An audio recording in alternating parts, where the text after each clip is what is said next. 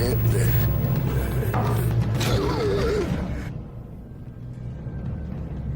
me in. Let me in. Let me in. Let me in. Let me in. Kathy! Kathy! Kathy! Kathy!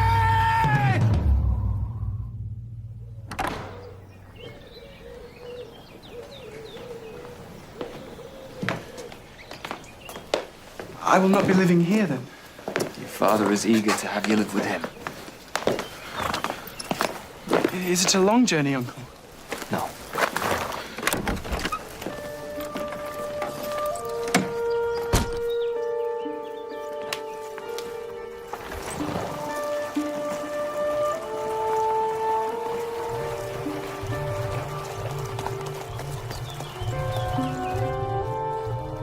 Catherine, my love.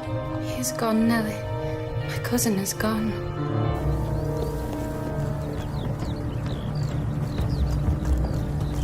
How am I to love my father if I don't know him? All children love their parents. Is Wuthering Heights as pleasant a place as Thrushcross Grange? It is not so buried in trees, and it is not quite so large, but you can see the country beautifully all around. Quiet now. No more questions. You're already looking so pale.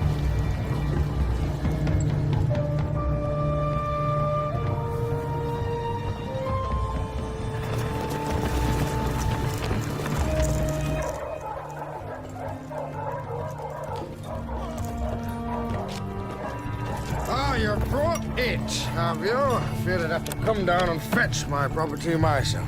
One footstep on my land, and you know what will happen to you. Well, let's see what we can make of it. Oh, God, what a beauty.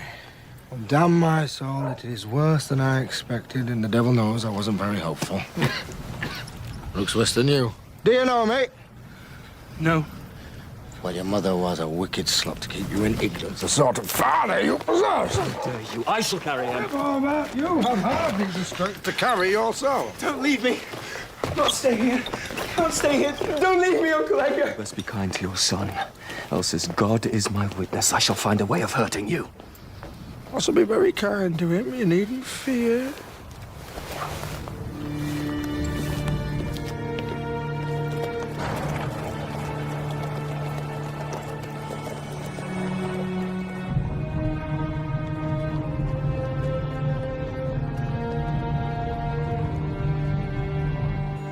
Why could he not stay just one night? Just long enough for me to get to know him better. Because I do not think that is what his father would wish for him, Catherine. Is he far away? Exceeding far. Your father travelled all night. When Linton's mother died, I wanted nothing more than to have him here with us, but that is simply not possible. We will have to remain as we have always been, just you and me, the two of us, and Nellie here. All I wanted was a friend. But you took him away and you will not tell me why, so it is not like it always was. It can never be like that anymore.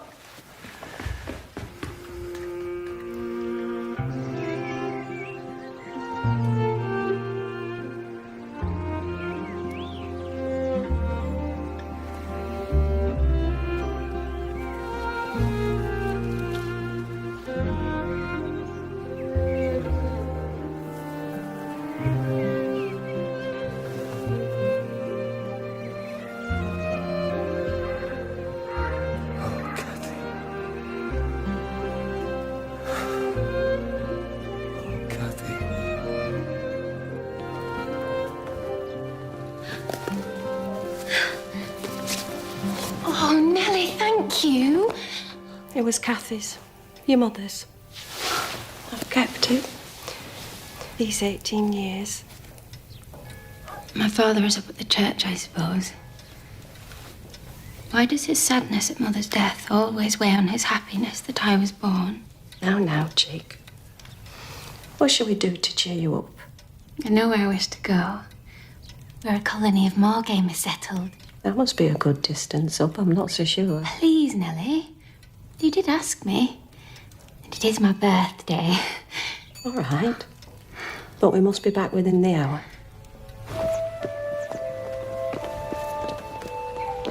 Where are they, Miss Catherine? We must go back. A little further. Only a little further, Ellen. We must go back. We really must go back. Miss Catherine!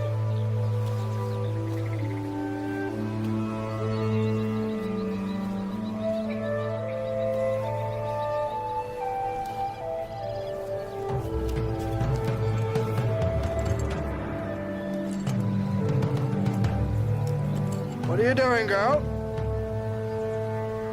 I was searching for grouse eggs. On my land? That would be poaching.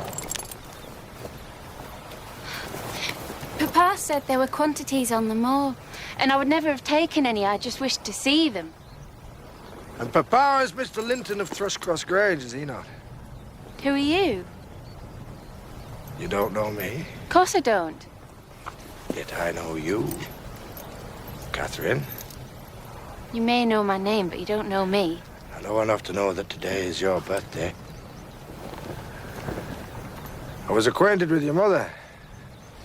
I know that today is the anniversary of her death. Oh, I see.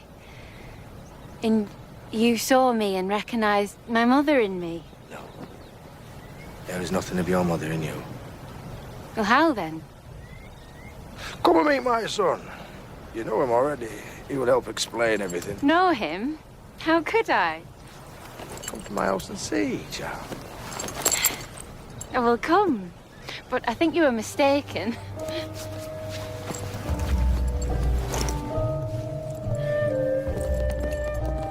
Catherine! Catherine, no! No, half a minute!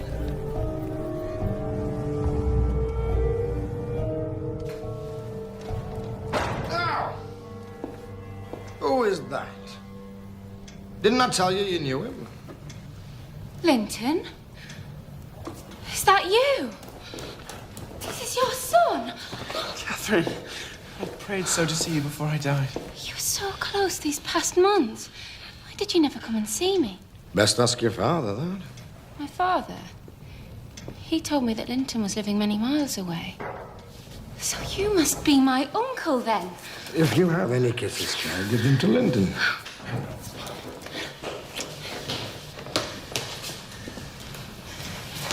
We shall go, young lady. You should not have come here. Why?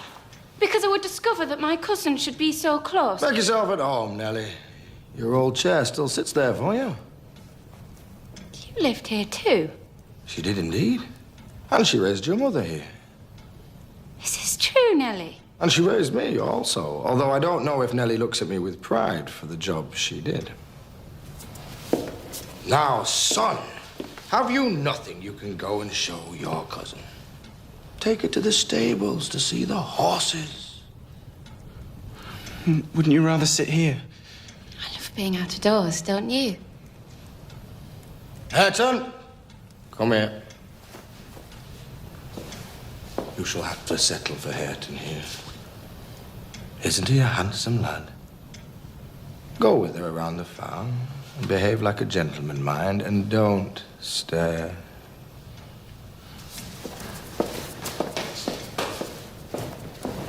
There. Now you have a challenger for your cousin's heart.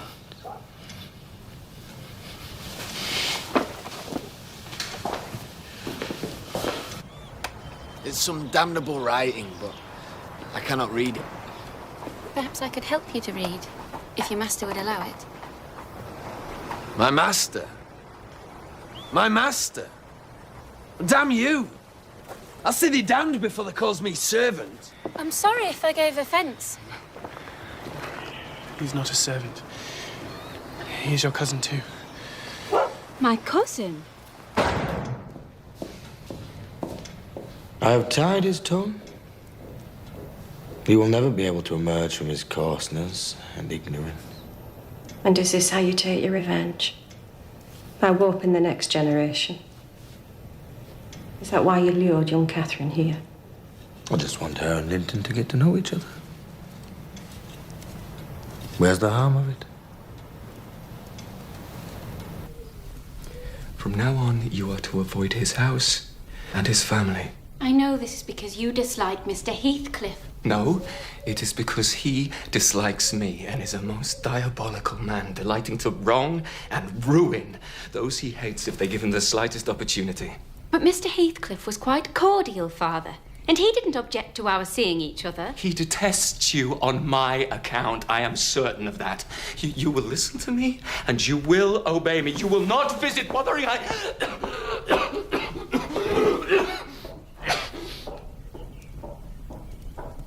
You must rest, sir.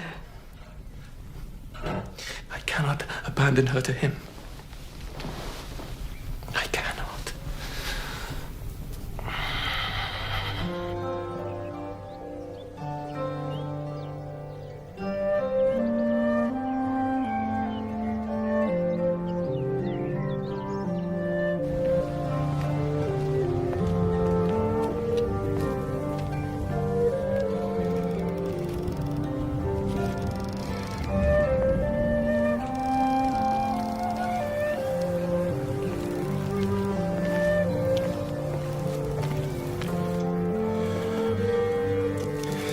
Kathrin, and now you must go.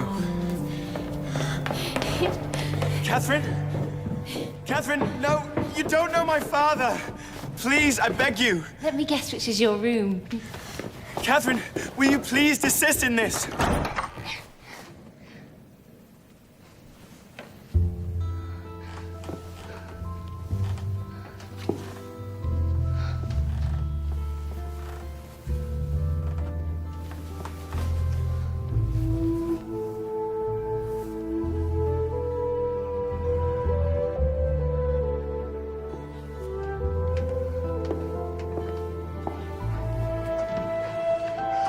Stop! My father will strike anyone who so much as touches him. This is my mother, isn't it? Yes. This is my mother's room. Yes. Why would Mr. Heathcliff keep a portrait of my mother? Why? Why would he do that? Because he loved her. Because he loved her before your father did. And she loved him. What? Why do you say such things? My father says it is true. You liar! You liar!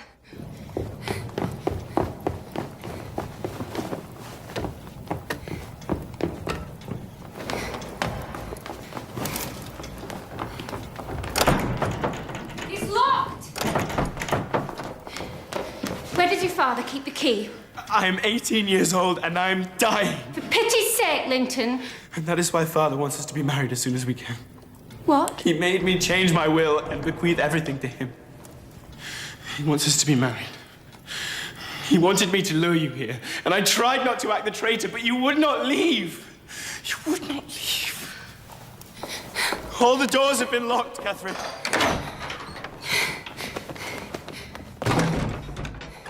Help! Help! If you want to see your father before he dies, you must obey Heathcliff. You must! You think I would ever love you before my father?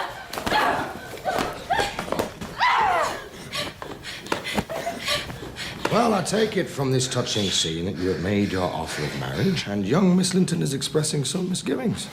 Give me that key. I would not marry him if you keep me here forever. By this time tomorrow, I shall be your father, so you had better get used to appeasing me.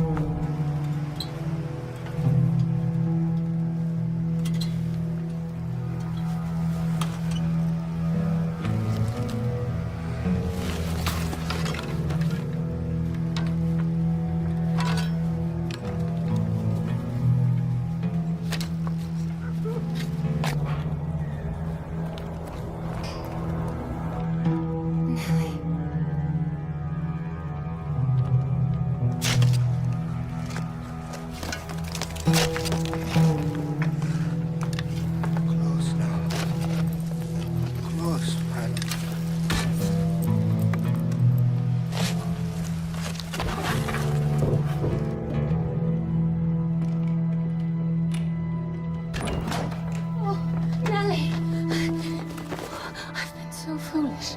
Oh, my father. He is gravely ill, my love. He may not last the night. Please take me home.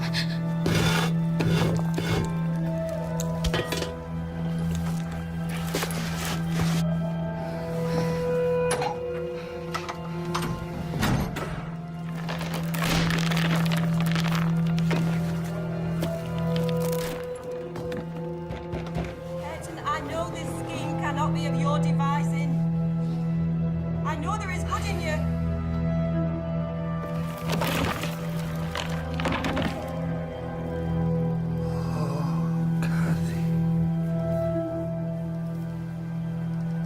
Can it be true, Nellie, that my mother loved this monster? They were childhood sweethearts. Nothing more. Yet the writing. Kathy Heathcliff. Kathy Heathcliff. Over and over.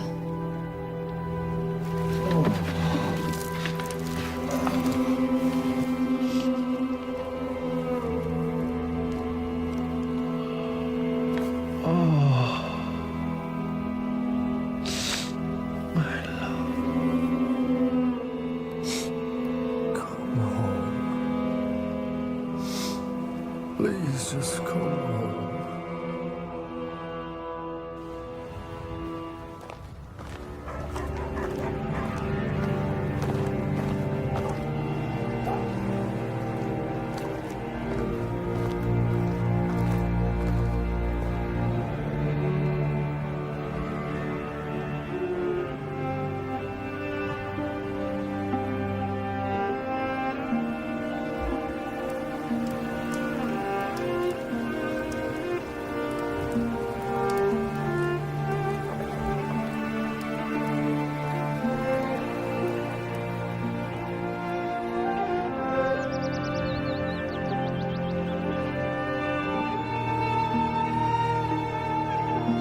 He's an orphan. I found him on the streets of Liverpool, where he would have died with his mother. He will not tell me his name, so I'm going to name him myself. Kathy. Hindley. This is Heathcliff. Your new brother.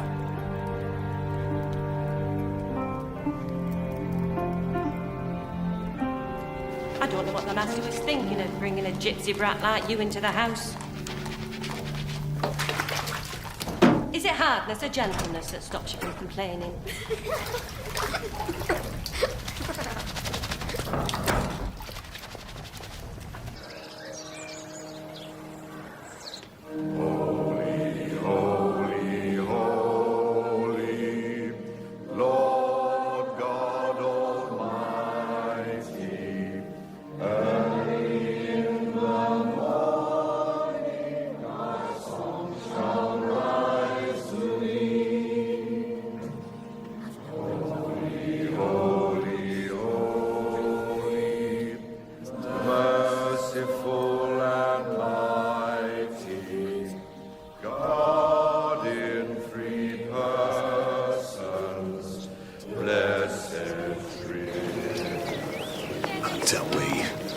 As my judge, there's been understair work there. Mr. Earnshaw has shown great charity, and that's all there is to this. Now then, young man, have you been baptised? He's, not much of a one for conversation. Well, you know how I feel about baptisms, Mr. Earnshaw. And as he's a bastard, his soul is in greater peril. Heathcliff, why don't you go off and join the others, eh?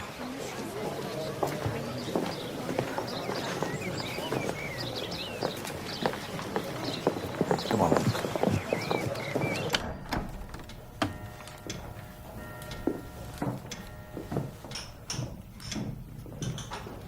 What did I tell you, Nellie? I found that child in the gutter and I shall raise him up to be a fine, upstanding gentleman. Good to see you know your place, gypsy boy. Said, glad to see you know your place. Whoa, cuckoo in the nest, cuckoo in the nest. Don't look your betters in the eye. No, Hindley! Hindley, stop! Stop it, I say! He needs to be shown his place, Cathy. Else he'll kill us all in our beds. Go on, Harold! Hey, teach the bastard a lesson!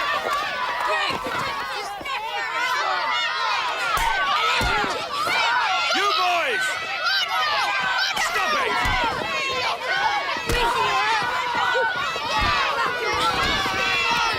What is going on? What have you to say for yourselves? Hey! I will ask once more before I order Joseph to flog the both of you. What was the cause of the fight?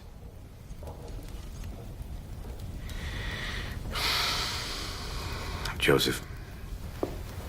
The other boy said that Heathcliff was your bastard. He said that you kept a whore in Liverpool when Mother was dying.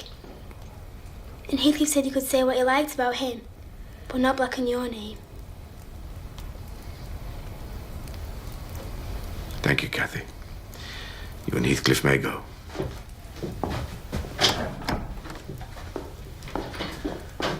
Who was it who told this boy from the village these wicked things, do you suppose? You do agree that they are wicked things to say? The boy was only repeating what the whole village is saying. Is no man allowed to act charitably in this world without even his own son ascribing the basest motives for his actions? We cannot attend church without fingers pointing and tongues wagging. Fine. Fine. Then we will no longer go to church. You will be going away to school soon, Hindy, so this need not concern you.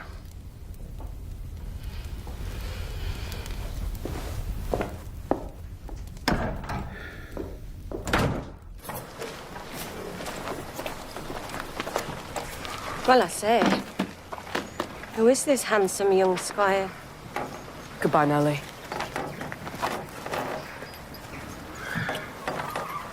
Now, you be sure to come back from school a gentleman. Goodbye, son.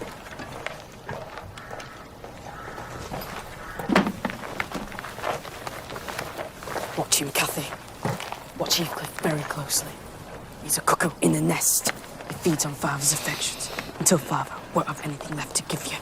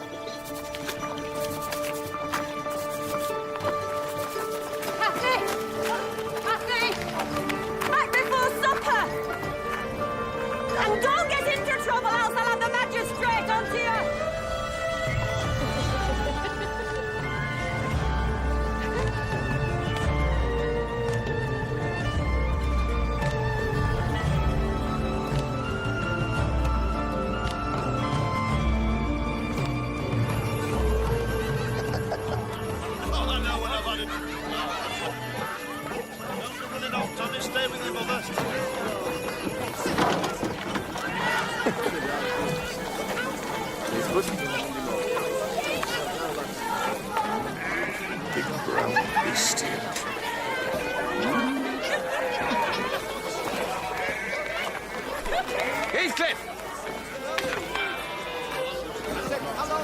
Do you not think this horse would suit you well? Eh? What a fine silver locket for Kathy. So, it's only fair. Thank you, Father. It's beautiful. Now, come on, Heathcliff, would you like him? Fine thoroughbred, this one. 16 hands high. He does look fine. Not think, Heathcliff. The deal then? There's no rush, is there? Oh, we've got a right little trader here, have we? Let them run in the field. What's that? I said let them run in the field. Now, let's not be silly. You do as he says if you want to sail. Come on, lad.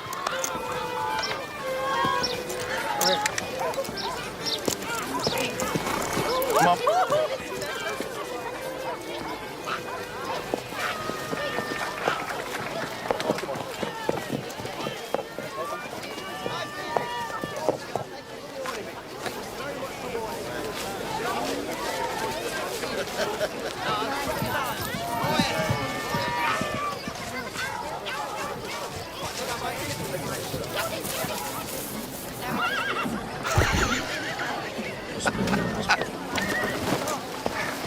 That's your thoroughbred. That is a sharp young man, is he not? Sharp as a razor. I didn't know better until he had a touch of gypsy in him. You can ride it, race it, jump it, hunt it. Oh, I wish I were younger that I could enjoy it myself. She's yours.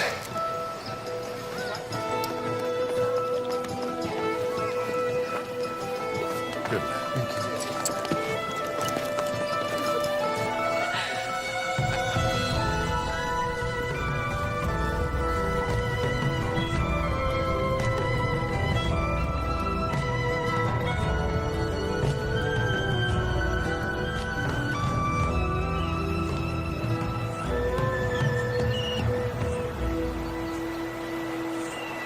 Where do you suppose I'm from? Where do you suppose I began? You began in here. I dreamed you up.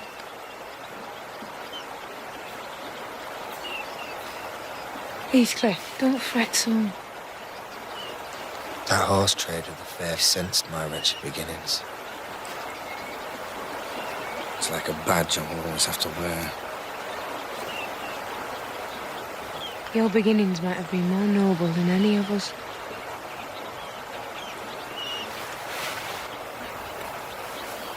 Look at you. You're fit for a prince in disguise.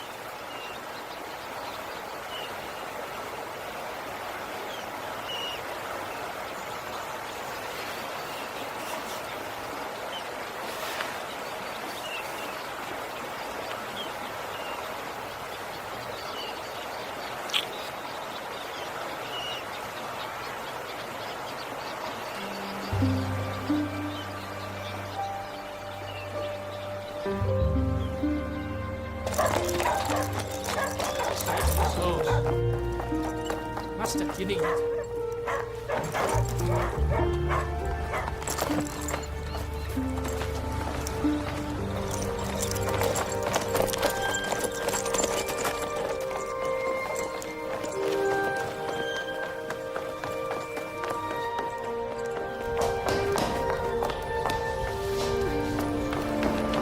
Come on, Heathcliff, my love, come on.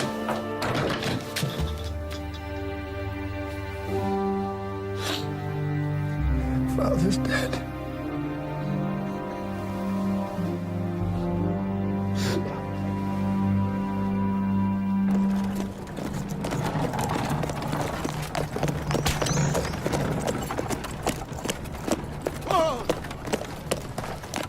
Try not to look so surly. He hates me, I hate him. No end of smiling will change that. Mr. English, sir.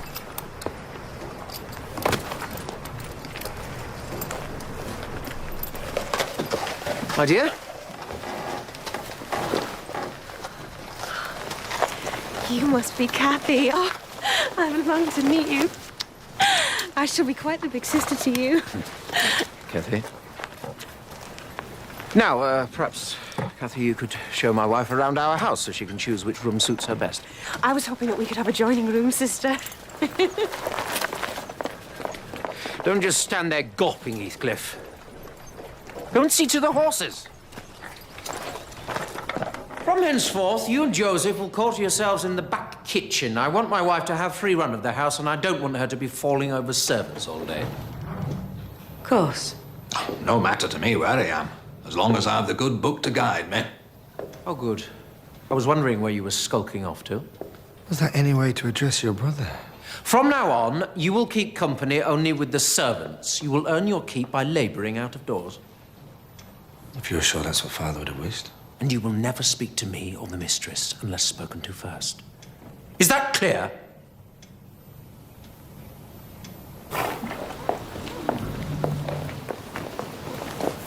How can you smile? Because one day I shall pay back Hindley with pain and anguish. Is it not for God to punish wicked people? No. He shan't have the satisfaction that I shall. I don't care how long I have to wait. I just hope he doesn't die before me. Don't talk in such a way, my love. Now, when I think of revenge, I don't feel pain. Would you rather have felt pain?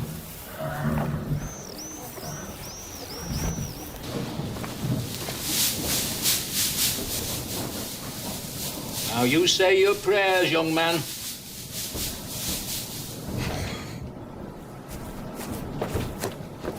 You are a servant, and you will say your prayers! You can beat me till your arms ache, Joseph. I will not say my prayers, and your orders are that of any man. These beatings will be nothing to the hell I'm trying to save you from. I am already in hell. I am already in hell.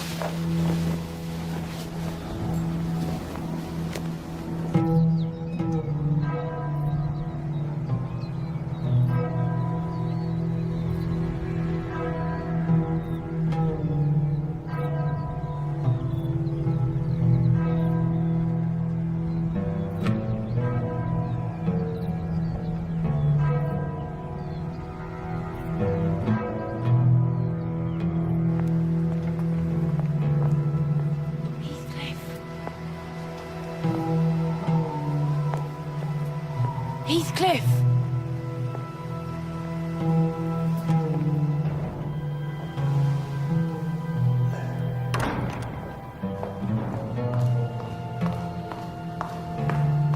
What are you doing here? One day I will punish God. Heathcliff? I'm not just weeping for our father. I'm weeping for what will become of us. We've lost our protector. How can we ever be together again? I dreamt once that I was in heaven. I don't want to hearken to your dreams. And heaven didn't seem to be my home. And I broke my heart with weeping to come back to earth. And the angels, they were so angry with me that they flung me out into the middle of the heath on top of Wuthering Heights. And I woke, sobbing for joy because you were here. We cannot escape each other. We cannot. Then let's run away. When? Now. Tomorrow. Gives us a day to get what little I've saved. Yes.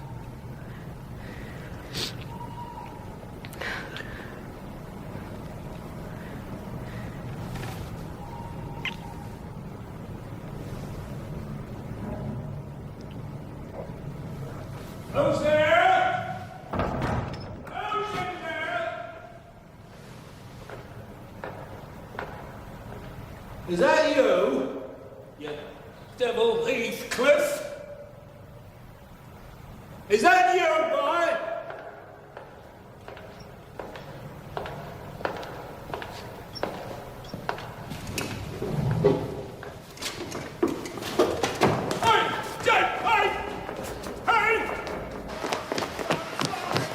this old fool. Does he never stop praying? Only to flog me. I saw you! I saw the pair of you!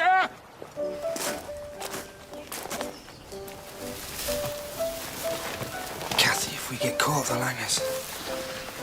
Shh.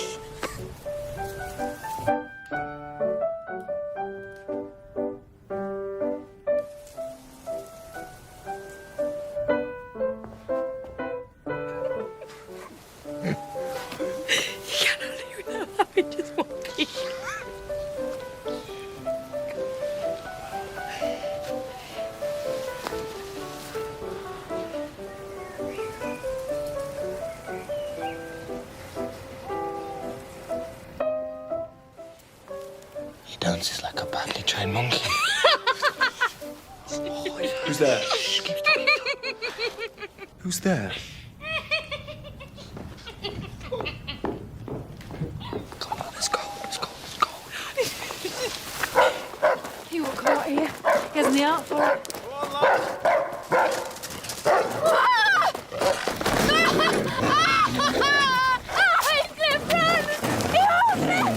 Get back to hell, you devil!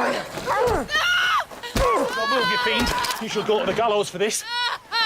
She's hurt, you fool. She needs help. Hold your tongue. The rascals knew yesterday was Father's rente, no doubt. There's no stopping these people's insolence. It'd be a kindness to hang him before he does more damage. Earnshaw. Of course it's Miss Earnshaw. You were hurt. Are you sure, Edgar? Miss Earnshaw running around the country with that frightful thing? I shall carry her home if I have to. Kathy. She's too weak to do anything. I will take her inside. Kindly go and tell your master we will send her back when she is fully recovered. Take one more step and I shall take great pleasure in putting you down. Sister, you shall nurse Miss Earnshaw until the doctor arrives. I will ride to Gibberton immediately.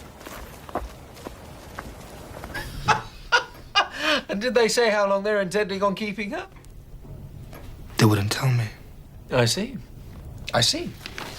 I thought I'd be due a flogging. I'm far from it. Get out, then. Oh, and Heathcliff, if you speak one word to Kathy while she is staying with the Lintons or try to contact her in any way, you will be dismissed. Instantly.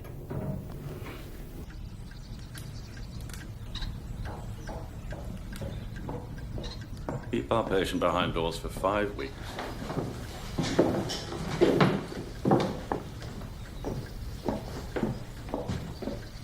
Dr. Kenneth doesn't think you'll be running about on the moors for a little while yet. I can go on horseback.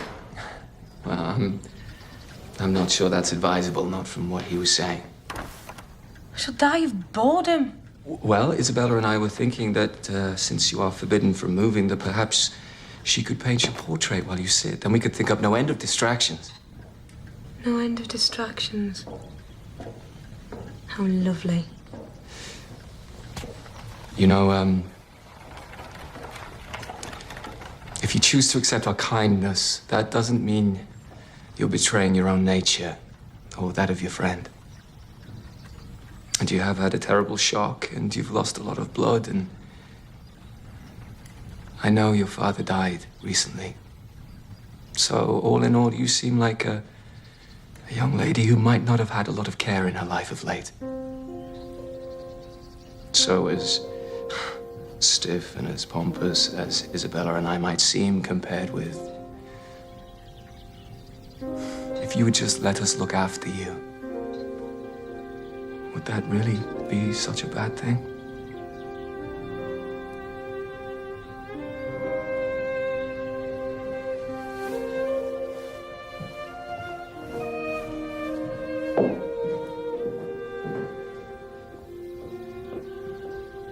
The Lintons will blame you, of course, for her heathen upbringing and her wild ways. I'm sure they will. And I'm sure the brother will pay me a visit to lecture me on my brotherly carelessness. So why are you looking so pleased with yourself? Because the longer she is there, the more likely she will come under some civilizing influence. Ah, dear. We may even be able to recover our family's good name.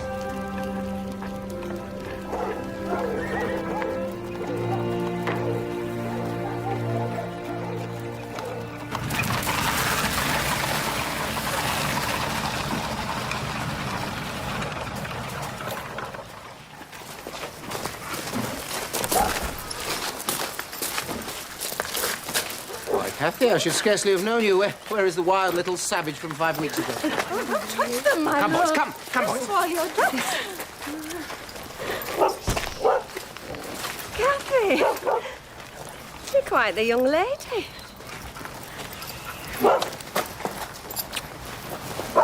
Heathcliff not here. Heathcliff, you may come forward. You may greet Miss Kathy like the other servants. Oh. Well, Heathcliff, have you forgotten me? Is that why you scowl at me? I've not forgotten someone who looked like you. Someone you no longer seem to be. Don't tease me, my lord. Shake hands, Heathcliff. Once in a way that is permitted. Perhaps you may learn from Kathy's example. Don't stand there to be laughed at.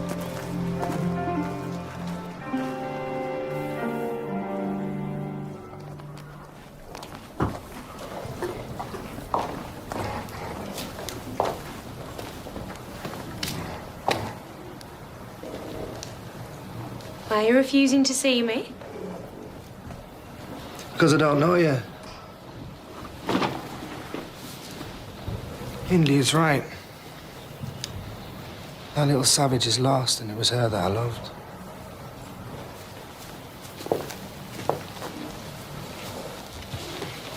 I know you. And I love you. In the way a mistress loves a servant. No. Come away with me, then. As we planned. There.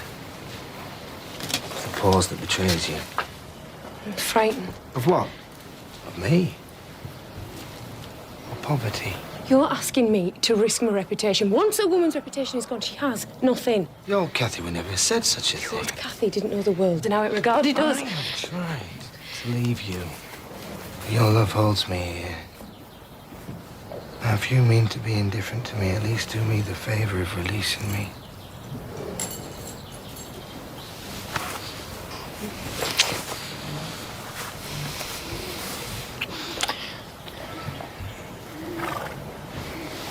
I'm as trapped as you are. Except your cage is more gilded than mine.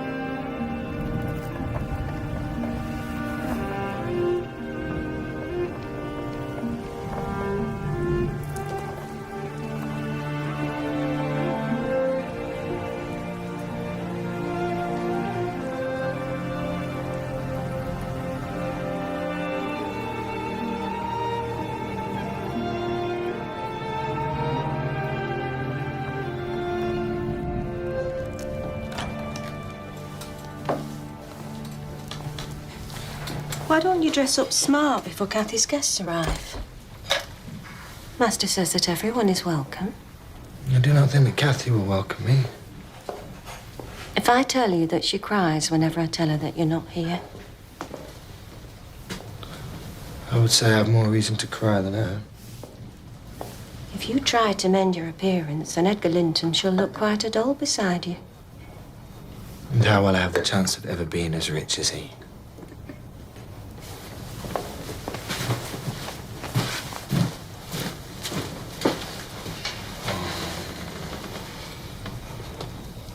Now, don't you think yourself rather handsome? I kept some of Mr. Earnshaw's best suits when he died. I think they'd be a good fit on you. You wash yourself and I shall lay one out on your bed. And when you come back, see if you don't make all the ladies swoon. There now, Hindley. Did I not tell you my dress would look wonderful on Kathy? You are making me very proud, Kathy. Very proud I indeed. think I can hear them arriving. Try not to run. She's a spirited girl, and it would be a shame to tame her completely.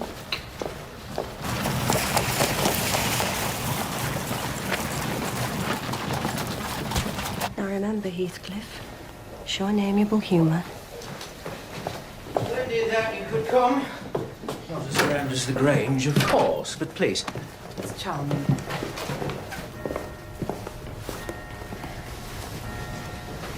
No, I'm not your servant. To the stable, you vagabond. I am not your servant.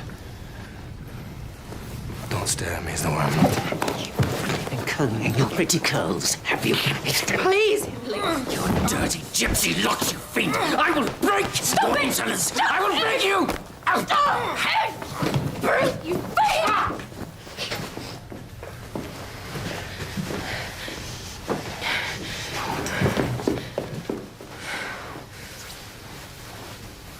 All right, young man. What have you got to say for yourself? Your own father brought me home because he wanted a son that he could love. All the flogging in the world won't change that.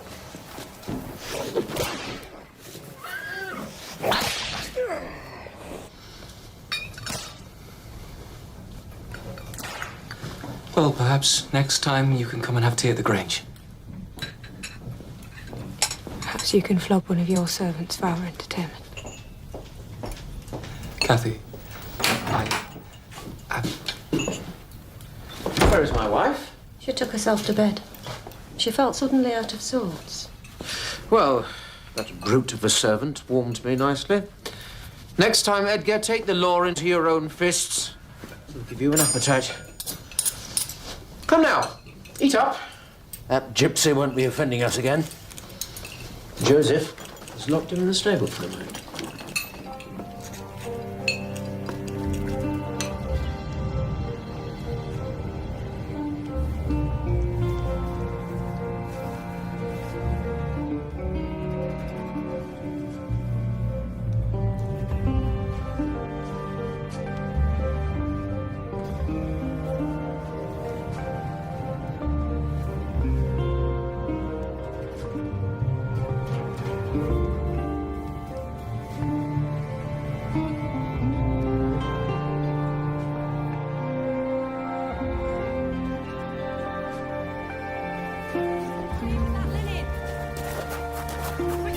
You'll be discovered. You'd better go in.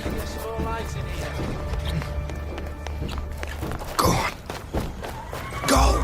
Heathcliff! Heathcliff! Where is the wretch? Where is he? Heathcliff! Fetch the doctor and be quick about it. Tell him that my wife has started with the child. And I know how fast you can ride, Gypsy. So if he is not back here within the hour, then by God, I shall hang you from the stable beams.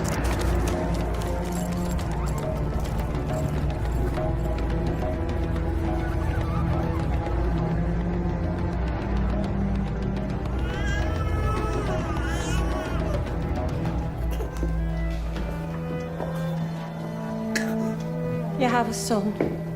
You have a lovely son. Eirnşo, it's a blessing your wife was spared long enough to give you this son. She is not dead. Damn you. Damn you, I will not believe it. You're no better than to choose such a sickly lass. How dare you! Get out of my house. Get out! Do not bring him near me, Nellie. Not unless you want to see me dash his brains out.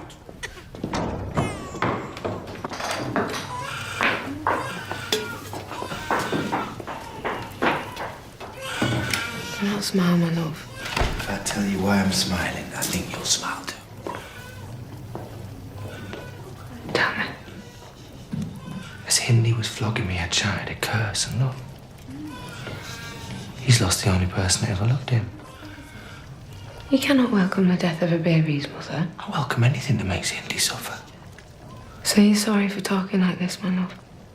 I'm not sorry. Sometimes think your true passion is hate rather than love.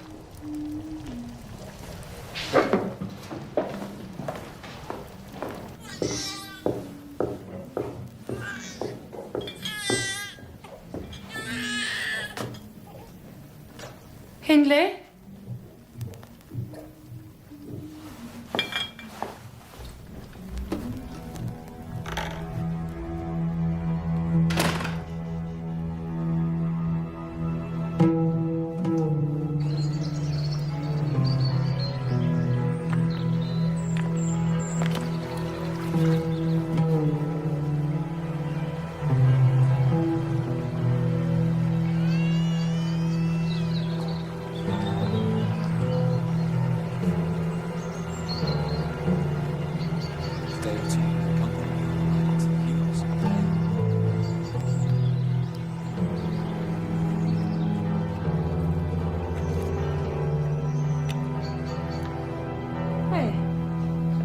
turn every gentleman's head in Yorkshire.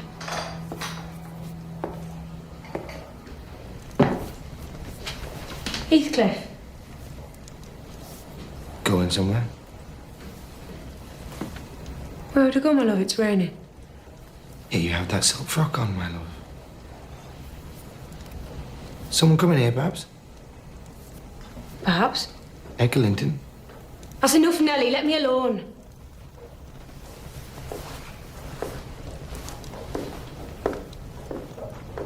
Three months ago, we lay together, yet since then, every evening is spent with the Lintons. Perhaps I find Edgar easier company. Perhaps he doesn't talk of curses and fall into a brooding silence. So you dislike my company?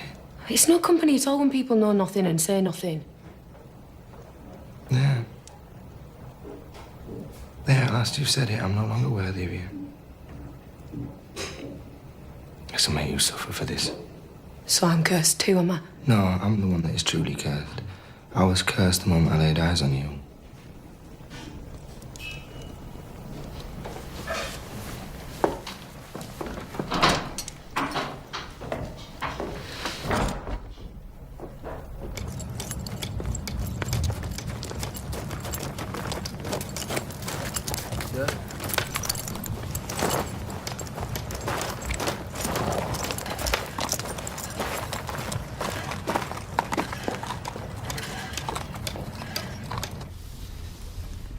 How does Hindley do? He drinks. And the little one, his baby? How is Hareton? I'm not come too soon, am I? No. What are you doing there, Nellie? My work, miss. Take yourself and your dusters off. Leave the room, Nellie. Kathy, love, Kathy.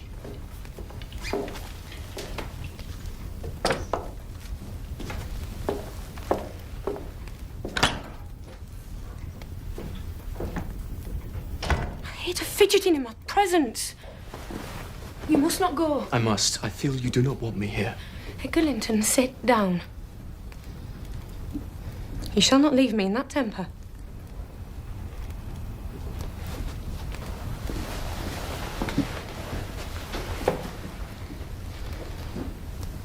I should be miserable all night. I believe you are far too kind to wish me miserable for you.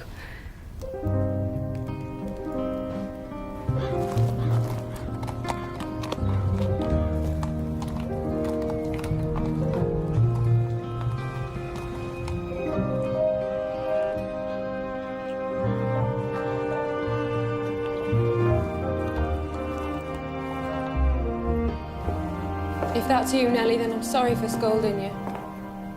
I wish now that you'd stayed. It's not Nellie, 'tis I.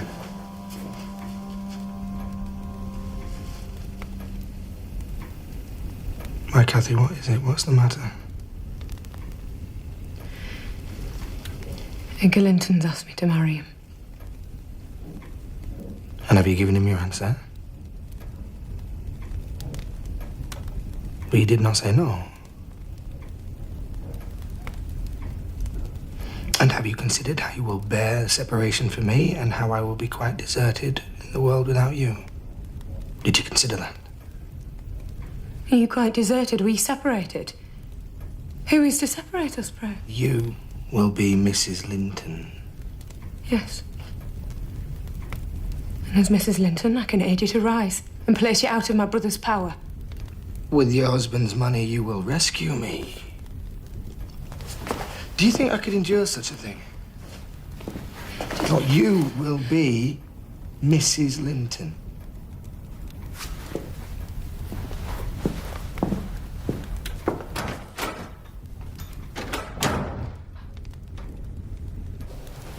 Do you love Mr. Edgar?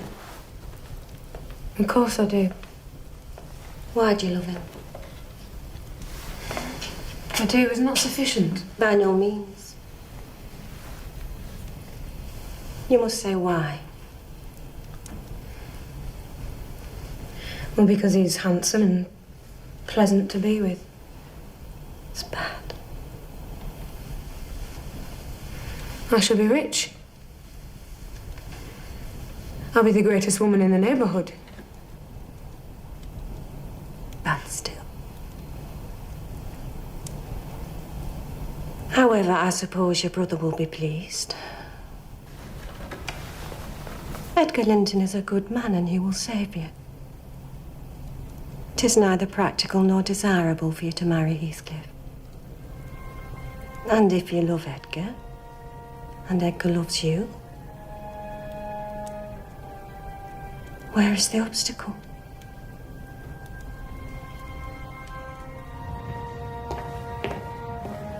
Nellie, my love for Edgar is like the foliage in the woods. Time will change it, I'm well aware. My love for Heathcliff resembles the eternal rocks beneath.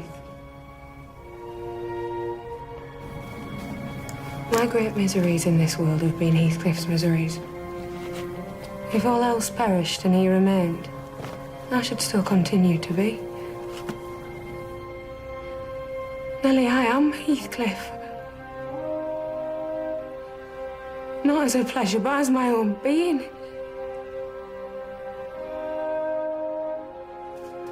I cannot think of our separation.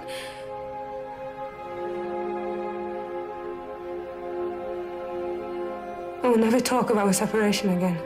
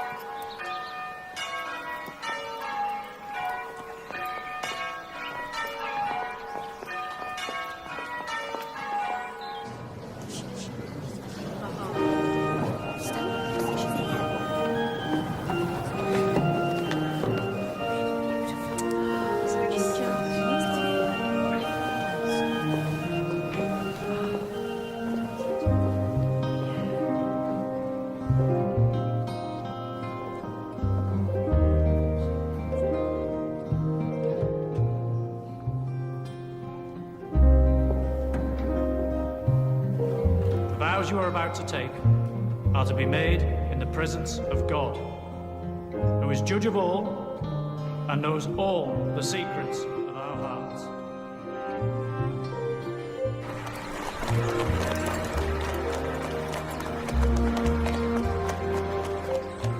Last they arrive. He's picked them all clean of flowers. I think there is a small patch of heather left, the appendix cracks. How I love them. And how I love you.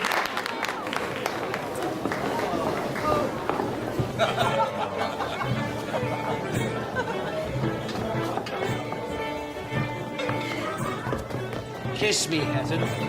Damn thee, kiss me! Unnatural cow, come hither! You come hither! Hindley. The boy is tired, so are you. Why don't you go and rest somewhere? As you wish, sister mine. As you wish. That was gently done, Kathy. Perhaps marriage agrees with me. Are you happy? Dear Nellie, I have such faith in Edgar's love. I believe I might kill him and he wouldn't wish to retaliate.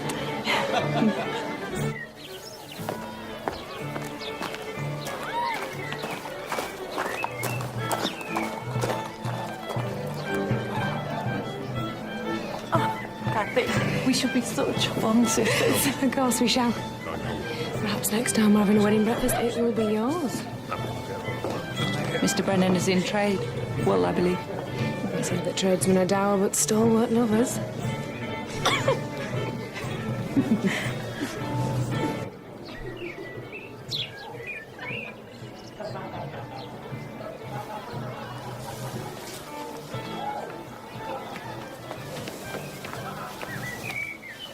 What do you think you're doing? I need you to take this and promise me you won't tell your husband else he'll throttle me. Who will? He did not give a name.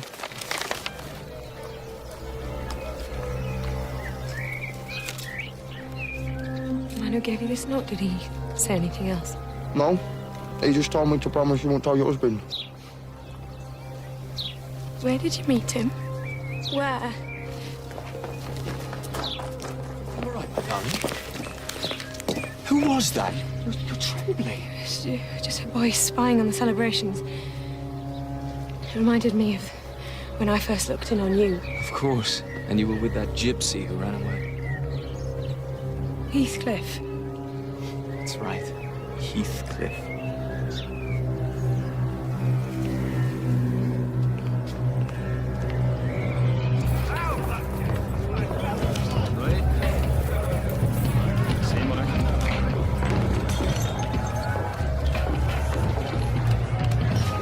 Would you look at that? I jacked straight away. That's 3 points to me. I beg. Thanks. That's 3 for you. What are the chances of another jack turning up like that, Mr. Inley? I would say the chances are very high indeed if the man dealing the cards is a cheating blackguard of the lowest order. I don't know you, sir. But as you are a gentleman, I'll let you apologise for that remark and leave this place unscathed. I may be a gentleman now, but I've just spent the last 3 years in the company of men lower than you. I know you. But I know you. I defy you to repeat that allegation, sir. And I defy you to speak to your new landlord in such a way. Landlord? That's not right, sir. Do you not live in Penistone cottages like all the other mill workers? Well, I just bought the lease of those cottages only this morning. And I must warn you, I do not relent in exacting my due from anyone.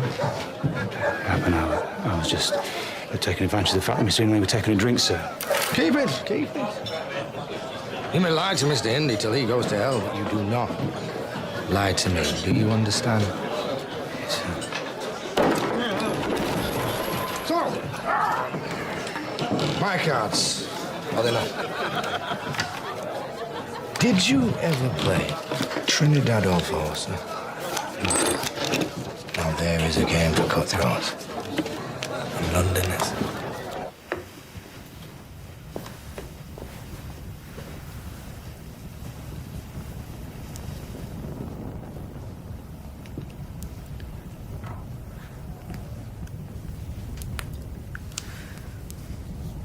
I'm afraid today the celebrations. I'm a little feverish. Of course, of course. Inconsiderate of me. You sleep here. I will have Nellie make up a bed in my old room. Thank you. You are very kind, husband.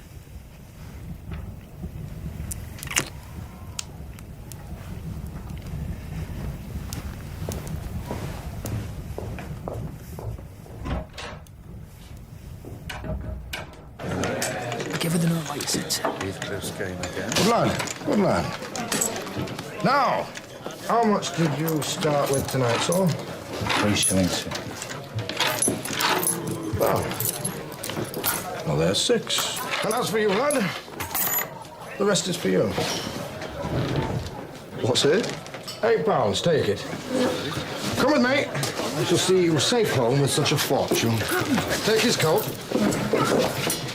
He has a trap and 2 outside, gentlemen.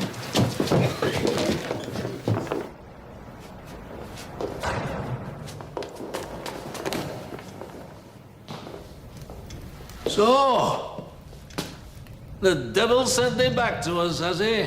Still alive, Joseph. Aye. Still strong and all. Perhaps God is keeping you on earth because he would find your company so irksome in heaven. Your blasphemy don't touch me.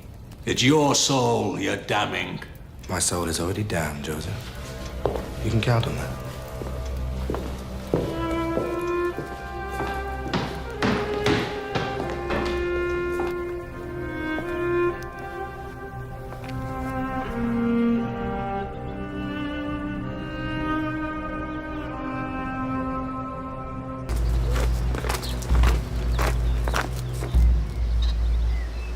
You do not know me, Nellie?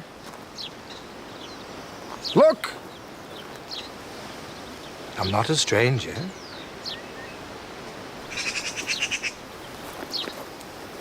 Is it really you, is it? Yes? Heathcliff.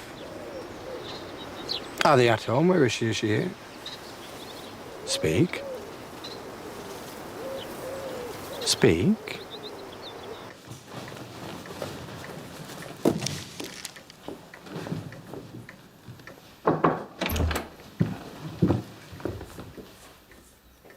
Yes, Nellie? What is it? A person from Gimmerton wishes to see you, Mum.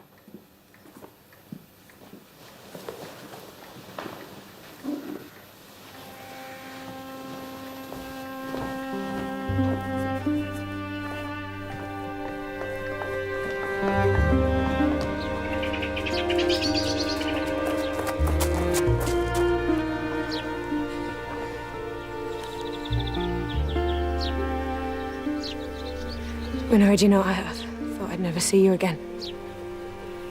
Why didn't you believe that I would return? Oh, no, angry, my love. I don't know. Oh, poor Heathcliff. Oh, I shall think it a dream tomorrow. And I'll be able to believe that I have seen and touched and spoken to you once more. When can we be alone? When? The Master would like you to bring your guest in, madam. He thinks it unseemly for you to be standing out here with a gentleman.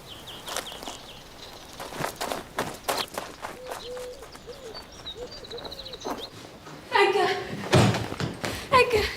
Heathcliff's come back! Well, don't strangle me for that. I know you didn't like him yet. For my sake, you must be friends now. Kathy, try to be glad without being absurd. The whole household needn't witness the sight of your welcoming a runaway servant as a brother. Look who I discovered in the hall.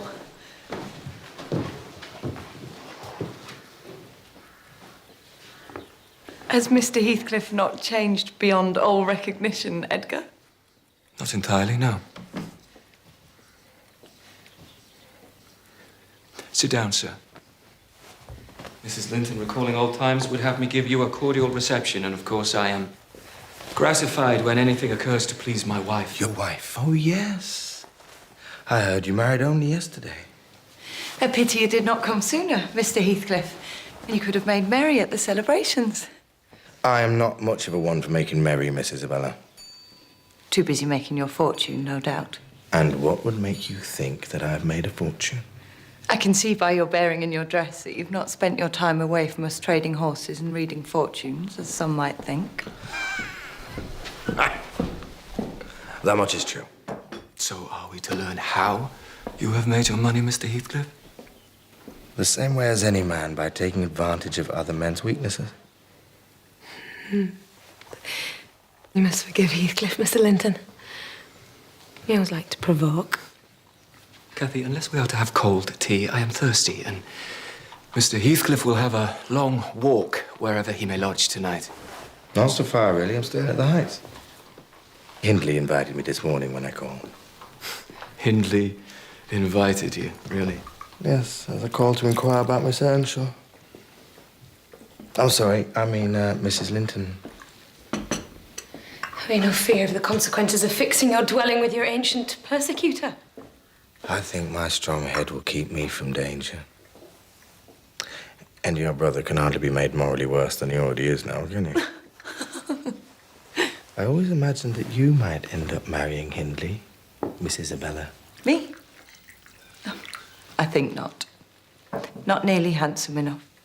Miss Isabella has a suitor. I would hardly call Mr. Brennan a suitor.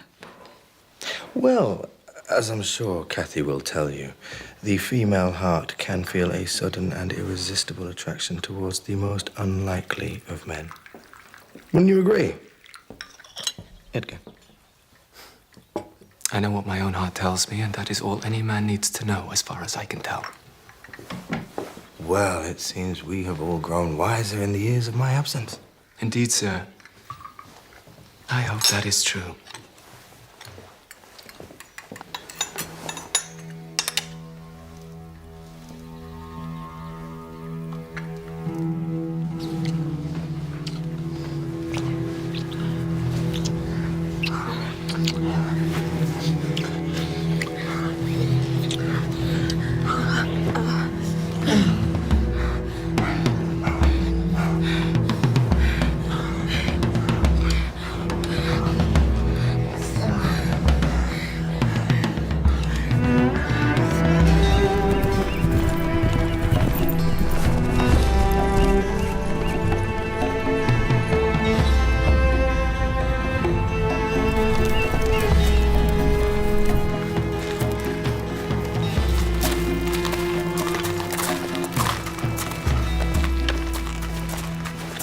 have a greeting for your aunt, darling?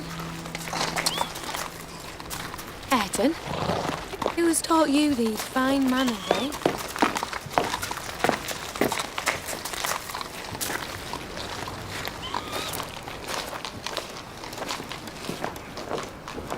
So, how has married life been treating you in this past month? Where is he? Out on the moors. Inspecting some land I have for sale. He imagines he outflanks me. He will destroy you. Pays me good rent. For living here? For sleeping in your old room. A horsewhip for you and a fiddle for me. What? You don't remember, do you?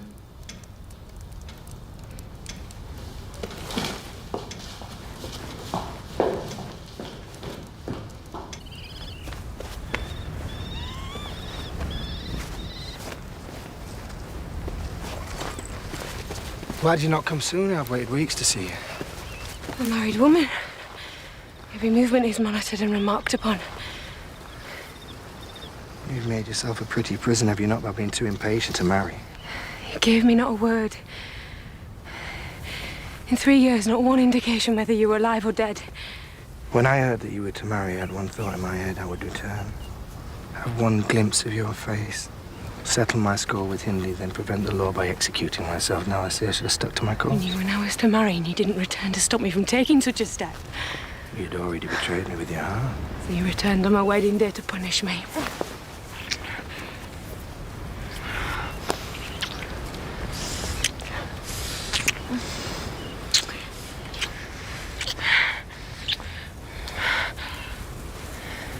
What's that? There's a look in your eyes. My God, I think it's guilt. You've been with him, haven't you?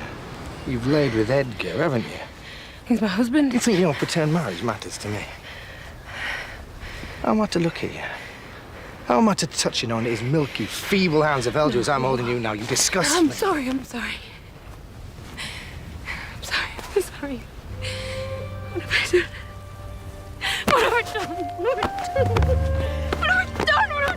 What have I done?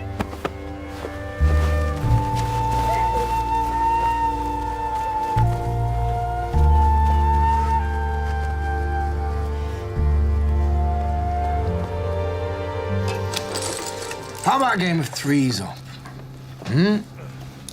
You call it. You win it all back. Every penny. What if I should go wrong? I'd take you to the yard, strip you of your shirt and flog you. Just as you flogged me. Mr. Heathcliff, I think it's nearly daylight out there. We'd probably best be going, eh? No, so. I bring you Hindley night in, night out. Plump with cash, ripe for the plucking. I think it's only good manners that you stay until Hindley's fate is decided. What do you say, Hindley? My cash against the skin on your back? And my blood? Why not? Why not? Call it. Tails.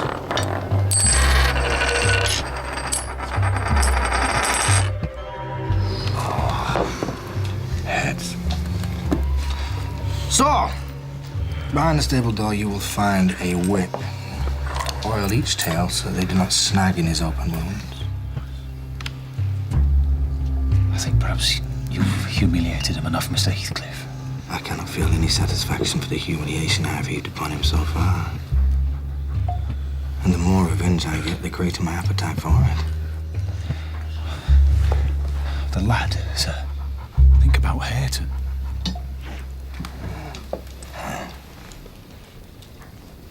You were a good man, so... A good man. I could have been a good man once, but then I met Hindley. One day, I must sit you down. You can tell me how to be good. Gentlemen, Thank you for diverting, even, in there. See yourselves out.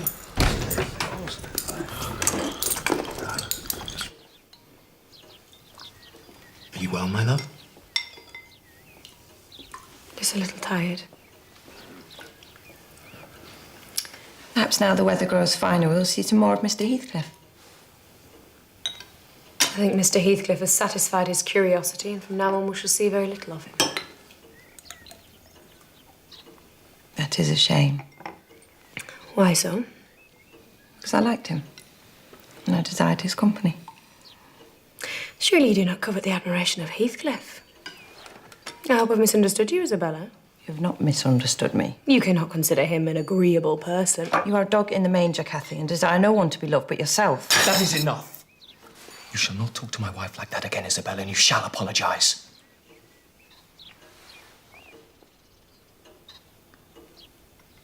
I'm sorry, sister.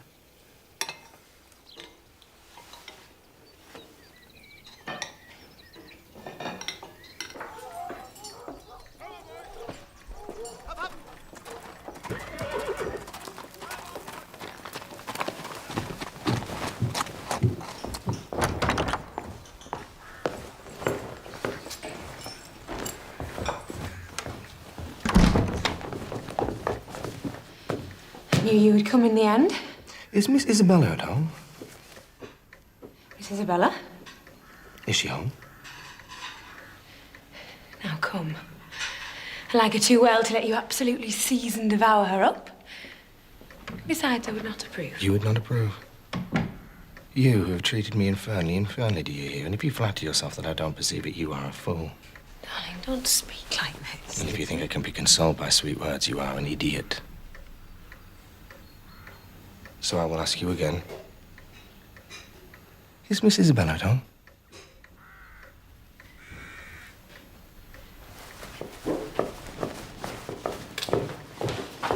Heathcliff, I am proud to show you at last somebody who dotes on you more than myself. Sister, dear, I really... I'm sure that my poor little sister-in-law is breaking her heart by mere contemplation of your physical and moral beauty. Cathy, this is most unfair. Be kind enough to excuse me. Cathy forgets that you and I are not intimate acquaintances.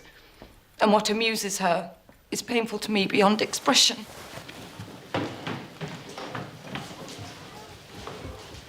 You had no reason to treat the poor girl in such a manner. Do not fret.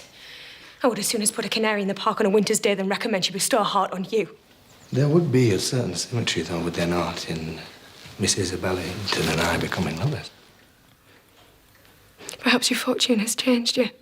Well, my fortune has changed me in every regard. Except one. And if I could change that too, I would do so.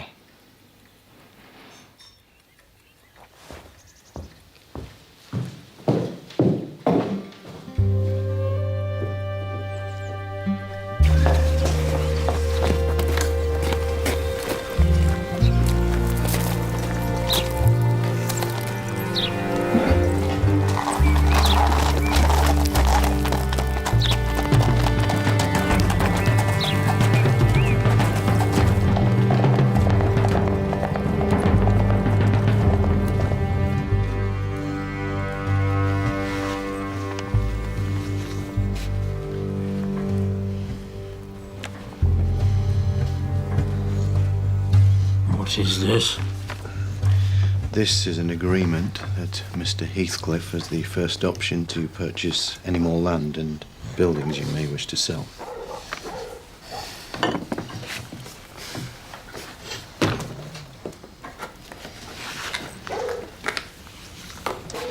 This is the balance of the account, sir.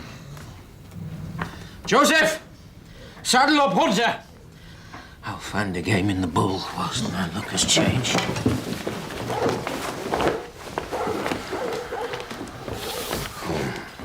Had I known I could ruin that man in the space of 3 months, I would come back sooner.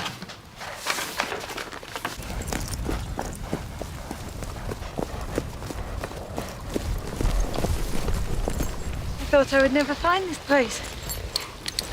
That's why I told you to bring Kathy's horse. She could find her way up here in the dark. Is this the place you bring all your sweethearts? Only Kathy before you. Is that how it's always going to be? Kathy before me?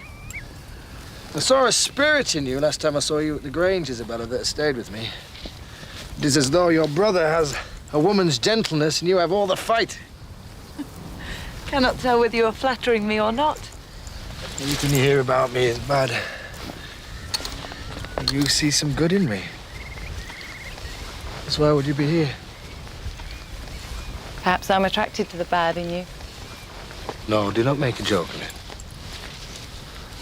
A person who sees the good in me is a sensation I experience so rarely that it is enough to make me want to at least try to love you.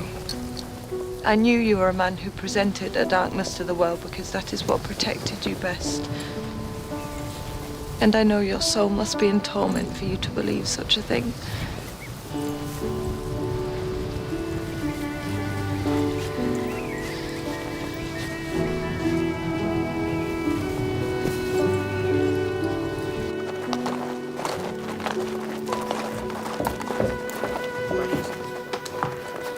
What are you about raising this stir?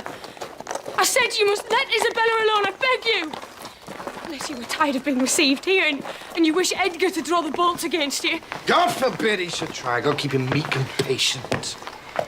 I love Heathcliff more than you have ever loved Edgar, and he might love me if you would let him. I know he could never love a Linton. And yet he's quite capable of marrying you to hurt me. He's as good as told me. I don't believe you.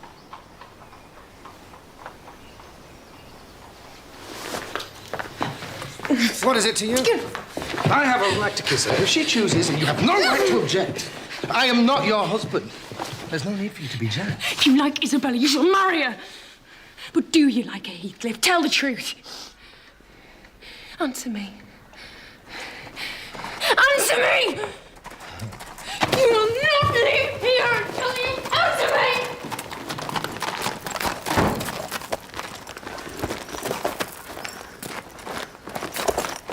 I imagine you wish me to marry Isabella. I'd come right through it. Take her. If it pleases you, you clearly prefer the bliss of inflicting misery to the bliss of our love. This is insufferable. It is disgraceful that you should own him for a friend and force his company on me. Is that how you call it, sir? I have so far been forbearing with you, sir. Your presence is a moral poison that would contaminate the most virtuous. For that cause and to prevent worse consequences, I shall deny you hereafter admission into this house. Kathy, this lamb of yours threatens like a bull. It's in danger of splitting its skull against my knuckles. I require your instant departure, sir. 1 minute's delay will render it involuntary and ignominious. No, I will not move until I hear an apology from you. An apology? After constant indulgence of both men, I earn for thanks 2 samples of blind ingratitude. Edgar, I was defending you and yours. Kathy, please get out of my way. Apologise. Get out of my way! Make an apology or allow yourself to be beaten. All I want is your happiness. But I must admit, utterly defeated in this. Indeed, I can only attribute your spite and venom and betrayal to some unfathomable damage deep inside your heart. To think anything else is to think so badly of you that I cannot bear it. Well, I must compliment you on your taste, Kathy. This is the slavering thing that you would prefer to me.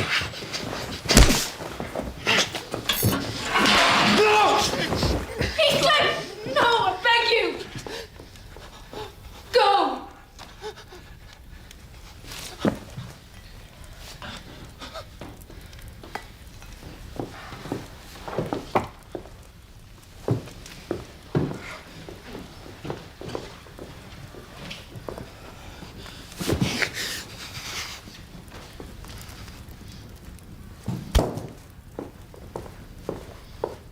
Remain where you are, Kathy.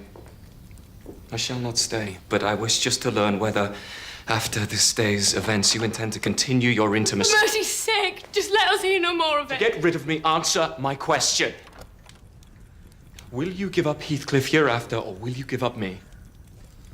It is impossible to be my friend and his at the same time, and I absolutely require to know which you choose. You cannot make me choose! I demand it! If I choose to remain friends with him...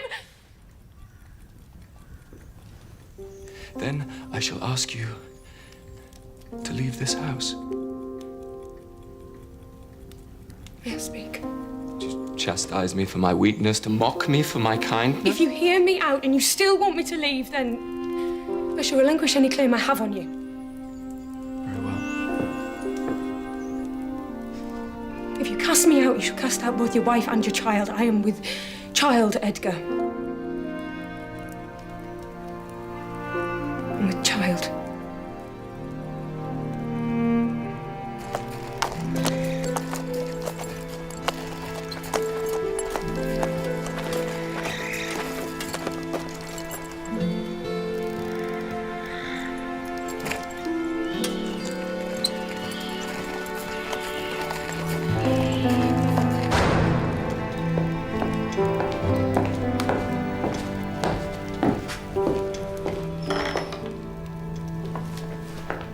I came to you.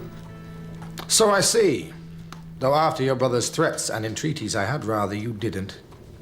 He has, after all, threatened my life. Cathy is with child.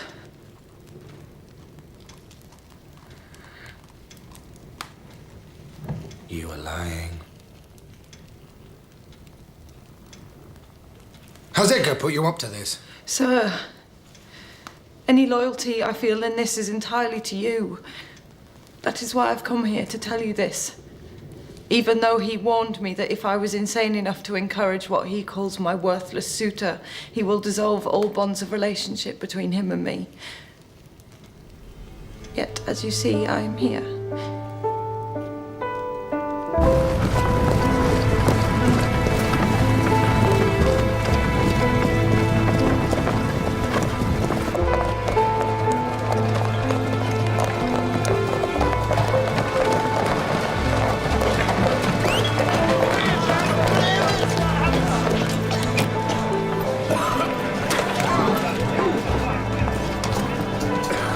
Feed and water the horses, then bed them down. My bride and I shall be staying here for the night.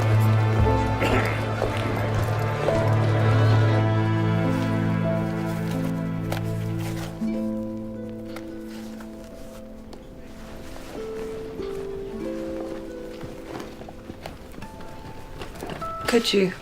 My fastenings.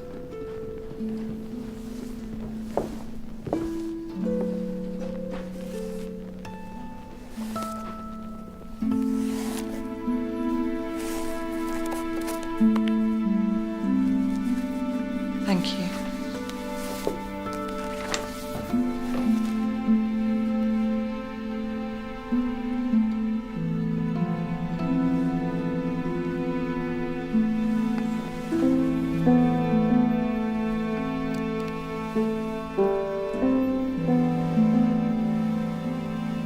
Don't look at me. Don't look at me.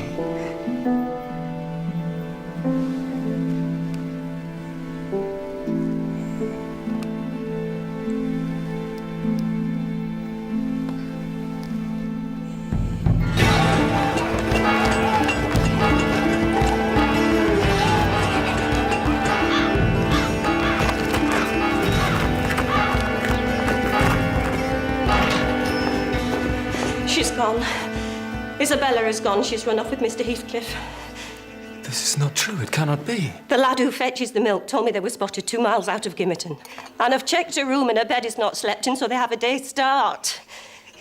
How will you catch up with them? She went of her own accord. She had a right to go if she pleased. No, Master, she is bewitched. Hereafter, she is only my sister in name. Not because I disown her, but because she has disowned me. And who will tell the mistress of this turn of events? No one. Since Isabella is no longer a member of her family, she needn't be troubled by news of her. Yes.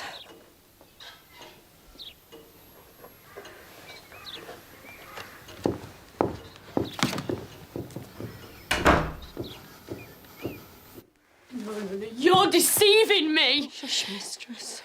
I promised the master that I would not tell you. I thought it might help you to accept your new life if you knew what Heathcliff... I knew what? That Heathcliff betrayed me, that he's put a knife through my heart! Give over that talk, Kit. Stop now. Miss Cathy. Mistress. Just get out! Just stop that! Please, my love. Please.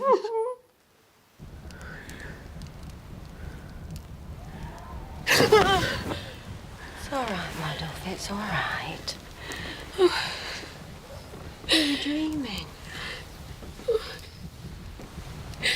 Stay with me, Nellie. If only I were in my own bed in the old house. And that wind rattling against the lattice. Do let me feel it. It comes straight down the moor. Let me have one breath.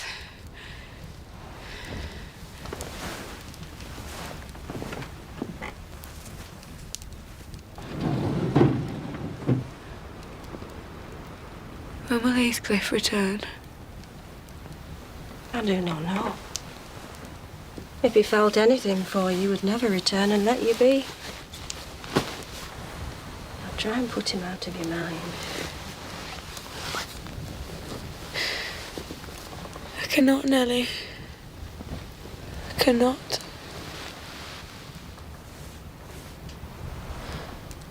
You will not let me.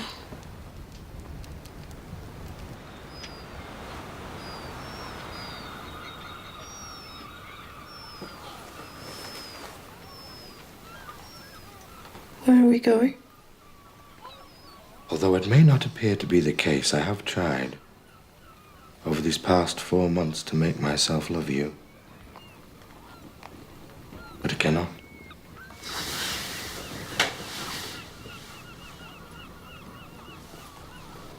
What is preventing such a thing from happening? I think you know. Nevertheless, I would like to hear you say her name. Your eyes detestably resemble your brother's. A dove's eyes, an angel's eyes. So I cannot bear to look at them without wishing you ill. I abandoned my elegancies, my comforts, and my friends of my former home to marry you. You married me under delusion. Then you shall let me go home to the Grange, sir. You shall go home, but not to the Grange. The Heights will be your home, and you will not be disgracing me by rambling abroad.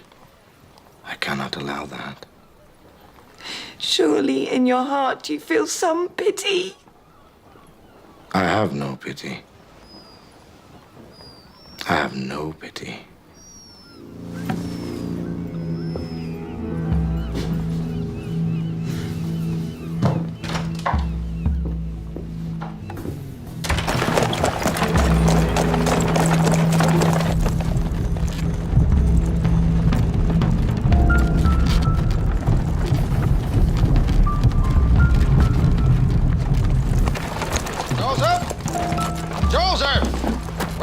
Damn you.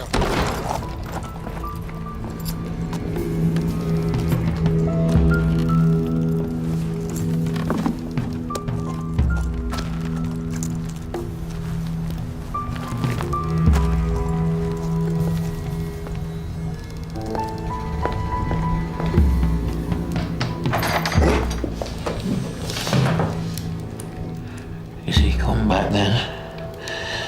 I thought he had gone for good. We came just now, but he left me, and as I don't know where he is... Be sure to lock your door. I cannot resist going up there with this every night. Trying his door. If once I find it open, he is done for.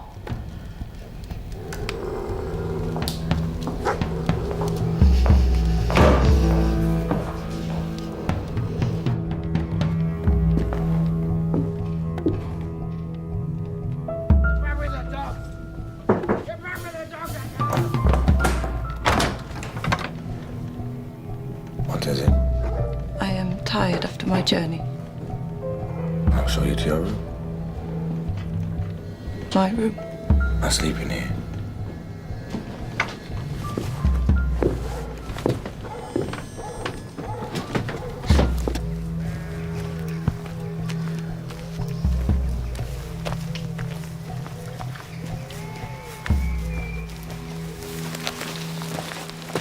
What news is there, Kathy? Mrs. Linton has not been well. She will never be like she was, but her life is spared. And if you really have a regard for her, then you'll shun crossing her way again. I must exact from you a promise that you will get me an interview with her. I say you must not. And you never shall through my means. She's too weak. Consent or refuse, I will see her. You know as well as I do, for every thought she spends on Edgar, she spends 1,000 on me. And if I thought it were otherwise, 2 words would comprehend my future death and hell. Do not persist in this, sir. Or I shall be obliged to inform my master, and he shall take measures to secure his house.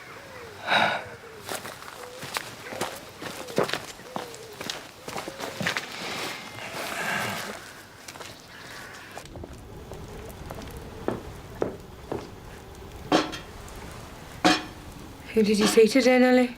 No one in particular. Joseph at church, of course, out praying the bishop as usual.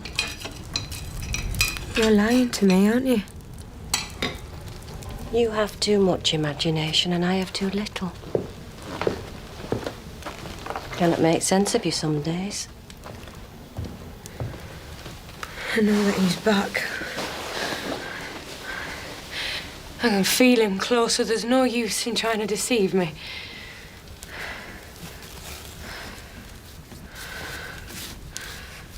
Why am I so changed? Well, you eat so little and you will not drink, and you've made yourself weak. I wish I were outdoors. I wish I were a girl again. Half savage, hardy and free. Oh, God. You're a young woman. You're going to bring a new young life into the world. You're blessed, if only you could see it. Open the window wide again. Open it. I will not give you a death of cold. I'm not helpless yet. I'll do it myself.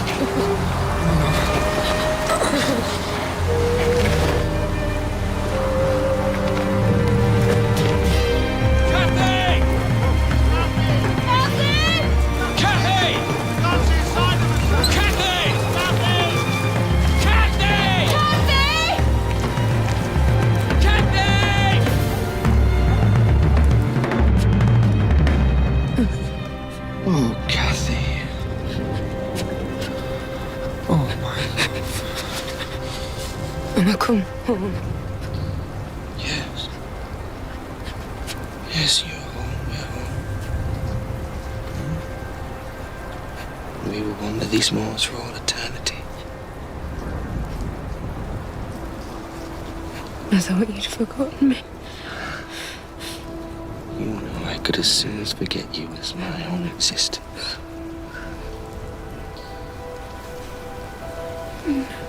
What of Edgar and... There's no Edgar. There's no Hindley.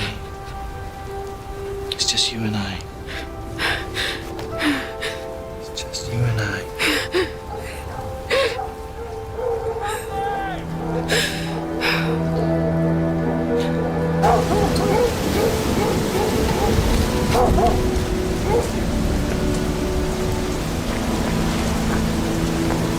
She's here!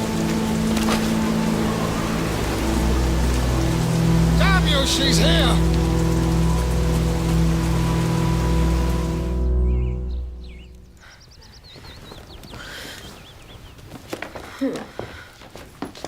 The pneumonia has a grip on her lungs.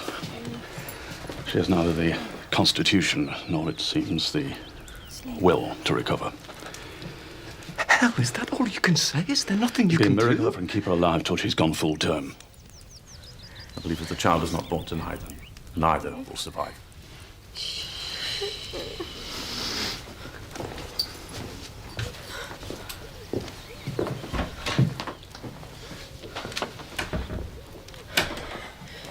Dear sweet Edgar, why could you not love someone worthy of your affection and gentleness? You know, our child will be loved and cherished, do you not? We're not too tame.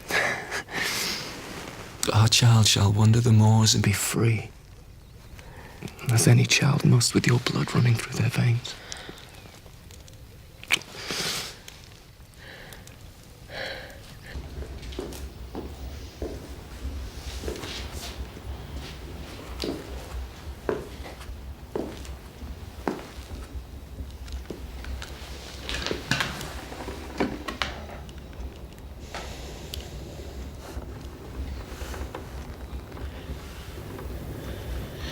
When I was a child, my father went on a trip, and he asked me and my sister what presents we would like.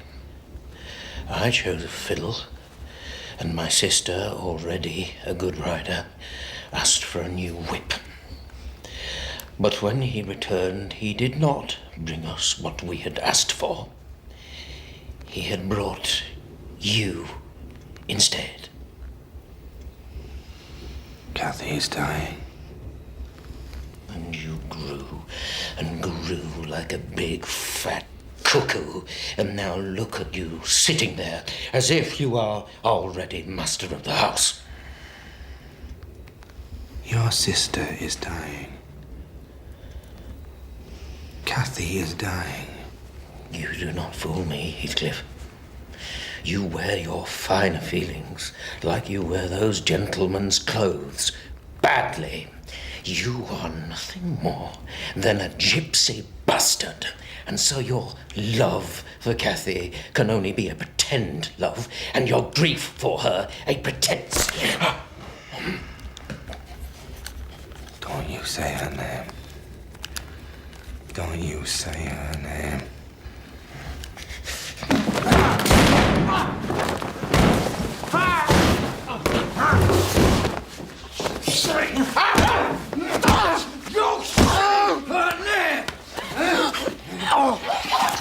You say her name.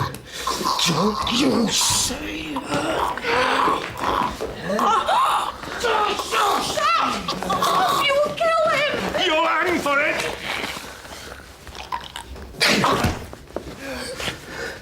I long to die. I would die 1,000 deaths if I knew she were waiting for me. I am leaving now. I think it fair that you let me leave unmolested. Go on. After After all, it is better to be hated by you than loved by you. I see that now. So I think I owe you a queer sort of gratitude that you spared me your love and its murderous effect. Be gone! Go be gone!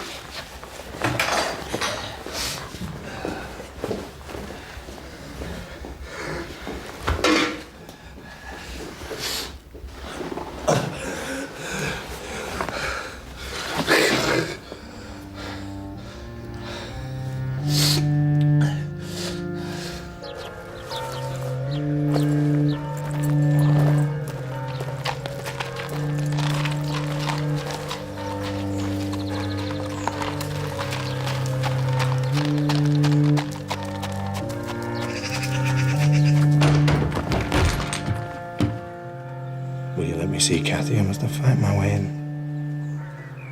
She's weak. She's dying. And you know she would wish to see me. Obey her dying wishes even if you no longer take heed of mine.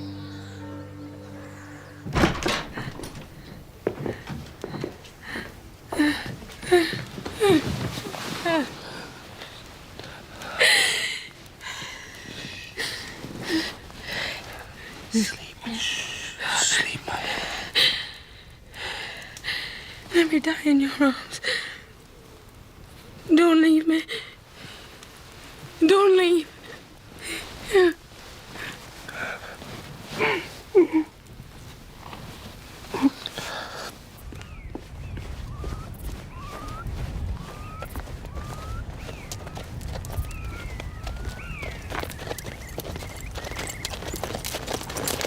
Edgar.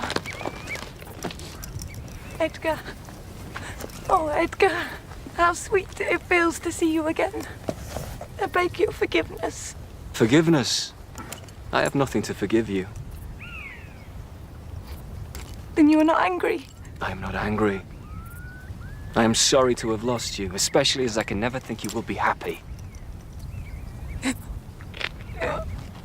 I'm carrying his child, Edgar. And I have nowhere and nothing. Please, how can I make amends? If you should really wish to oblige me, then return to the villain you married and persuade him to leave the country. Do not close your heart to me. Do not close your heart!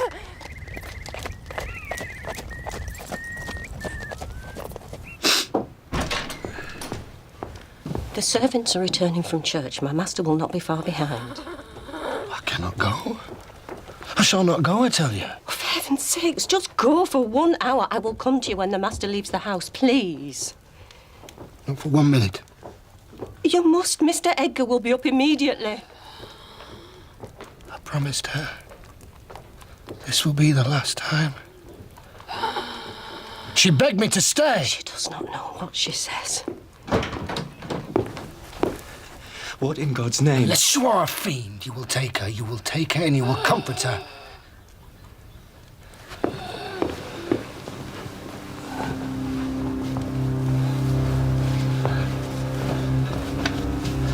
I shall not refuse to go out of doors. But I will stay in the garden. And mind you, keep to your word, Nellie. I shall be under the larch trees. Nellie, send for Dr. Kenneth now. Send for him, woman!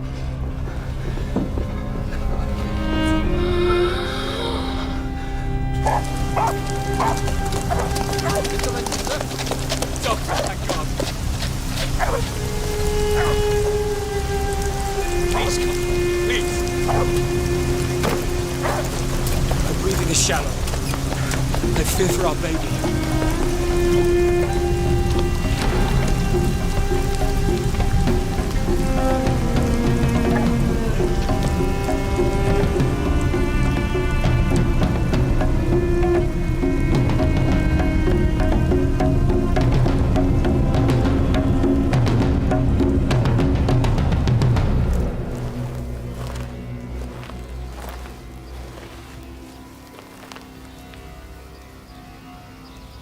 She's dead. I didn't have to wait for you to learn that. Stop snivelling before me. Damn you all, she wants none of your tears. Yes, she's dead. Gone to heaven, I hope. Oh, did she die like a saint? You poor wretch. Your pride cannot blind God. How did she die?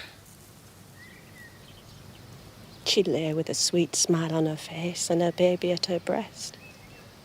Well, this bastard lived then. Cathy's life closed in a gentle dream.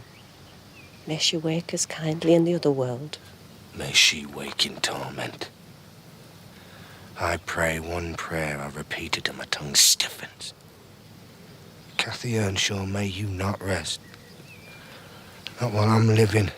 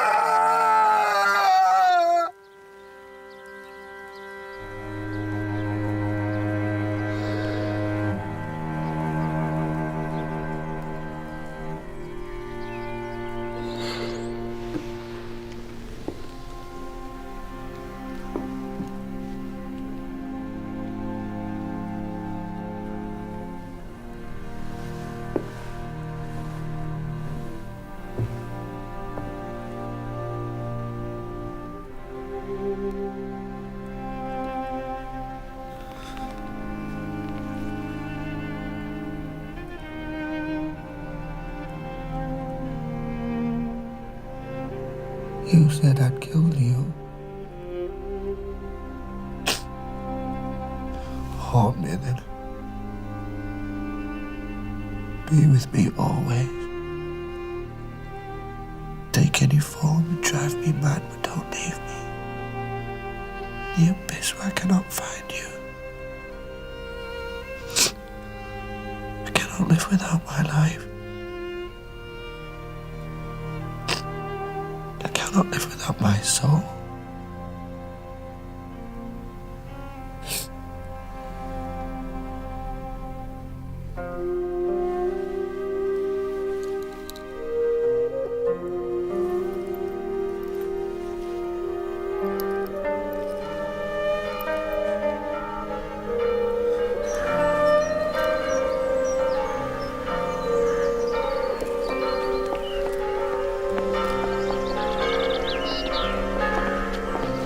Being married will not be such a bad thing, will it, Catherine? I'm going to see my father. This locket was your mother's. I hope you'll be a dutiful daughter. I defy you to frighten me. Have you heard how your wife speaks to me, Linton? If you cannot take her in hand, perhaps I'll have to do so myself. Linton loves me, and for that reason I love him. Mr. Heathcliff, you have nobody to love you. And however miserable you make us, we shall still have the revenge of thinking that your cruelty rises from your greater misery.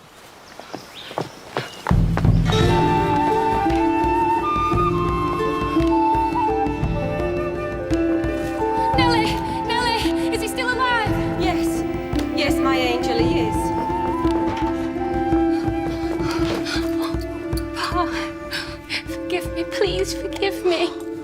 There is nothing to forgive. Tell me one thing, Catherine, and tell me the truth. Do you love Linton? Will he make you happy? He will make me very happy, Father. And Mr. Heathcliff has said that we shall live here, Linton and I together, and we will fill the house with children and happiness. Then I can go to her. I have been very happy with my little Catherine.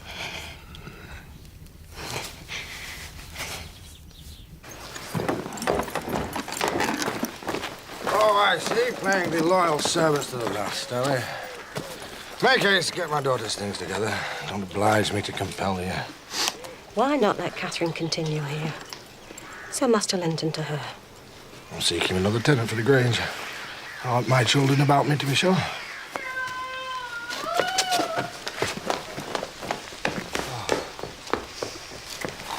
You are on my property. Stand to one side. Yes, I'll have the constable on you. This is Green. My solicitor will give each of you a notice to quit.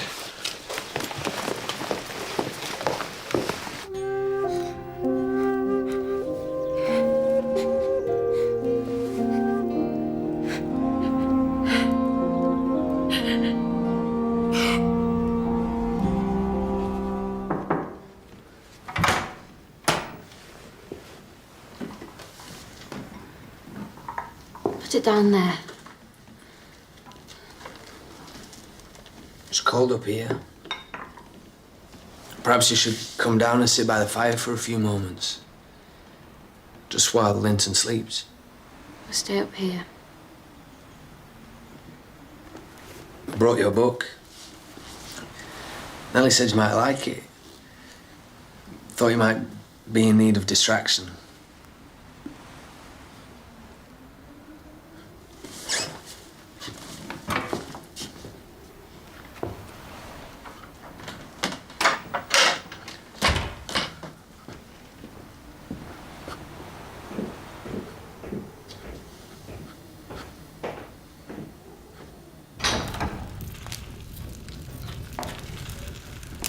Catherine, come and sit by the fire, my love. Just while Linton sleeps. We'll listen out for him, won't we, Hareton? Thank you.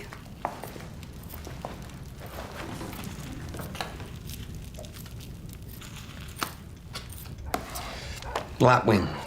Bonny bird. It wheels off your head on moor when it's trying to get to its nest. Perhaps one day we could take a walk and look for nests. Happen we could. I've been to my solicitor. Linton has bequeathed me all of his estate. When he dies, you will be destitute. We'll have no need for books. If I'm as poor as you say, then I have every need of books to help me escape my miserable fate. What a hideous tyrant. And you, sitting there like a dumb ox while he abuses me. What was I supposed to have done? What was I supposed to have done? Stand up to the fiend. How would you like it if I abused your father? He's not your father. Hindley was your father, and Heathcliff ruined him and drove him to an early grave. Heathcliff showed me more love than my father. Yes, so that he could trick you out of your rightful inheritance. Don't speak of Heathcliff like that. I'd rather you would abuse me. Very well. I thought your dumb state was down to your upbringing. But now I see it's the state you prefer, much like a dog or a cart horse. And if ever needed proof, it is your cowardice in not standing to that man. You're a damned liar. Why have I made him angry by taking your part then? 100 times. I shall have nothing to do with you and your mucky pride and your damned mocking tricks. I shall go to hell, body and soul, before I look sideways at you again. Is that true? What Hareton said about taking my part? He's taken beatings for you, that is true.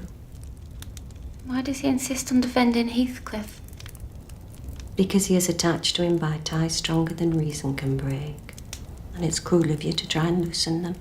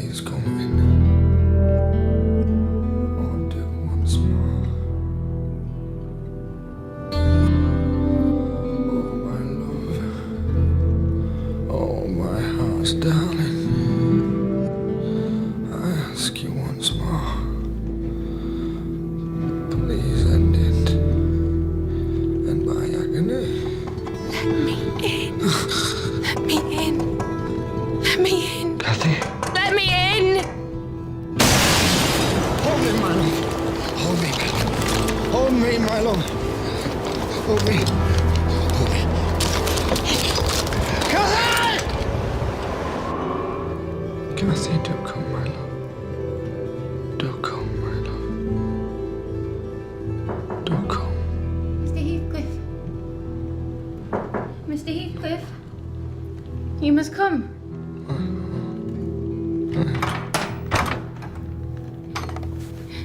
You must come.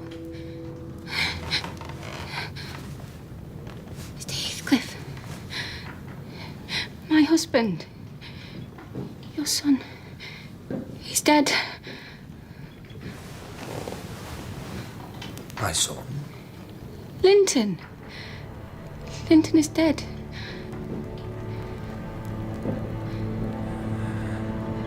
Our Father, who art in heaven, hallowed be thy name. Thy kingdom come, thy will be done, on earth as it is in heaven.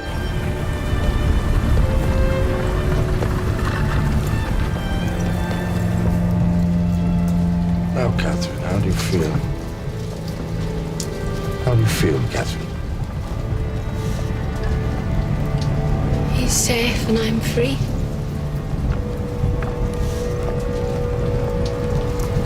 I'm sorry. And I am sorry. The things I said to you. I did not mean it. I was miserable and bitter at everybody. And I would like you to forgive me.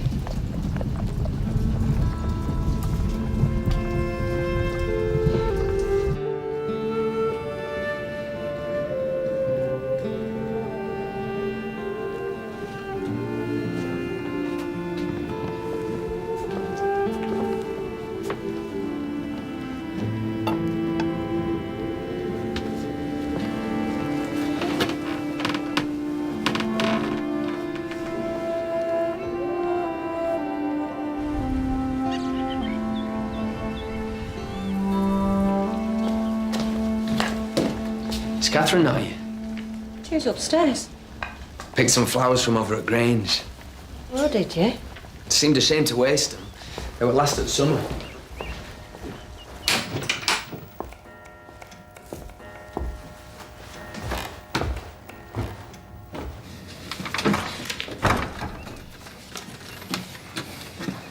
If he finds you in here, he will punish you.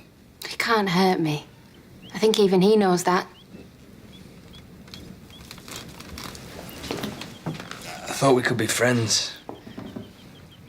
Even though you'll be ashamed of me. I will not be.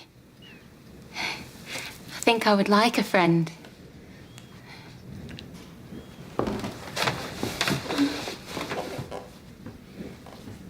It's one of my mother's exercise books.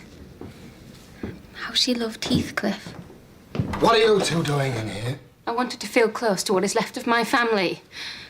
I'm the only person to blame. Hareton stayed with me at my insistence. And who the devil gave you leave to set one foot in here? And who ordered you to obey her? You shouldn't grudge me one room when you have taken everything from me. You insolent slut. You never had anything. If you strike me, Hareton will strike you. And if Hareton doesn't turn you out of this room, I will strike him back to hell.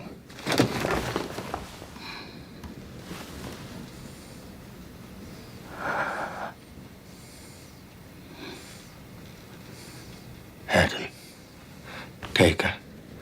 Take her and leave me. All of you, leave me now.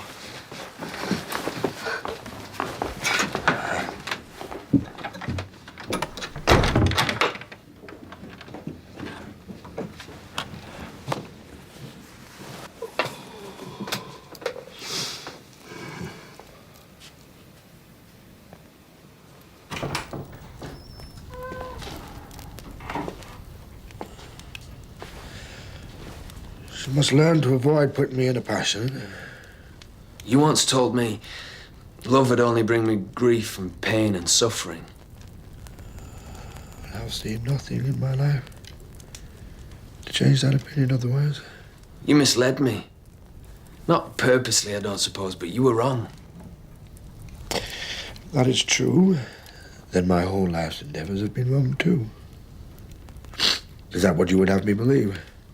I would have you believe whatever brings you peace. Would that not be a poor conclusion? An absurd termination to my violent exertions?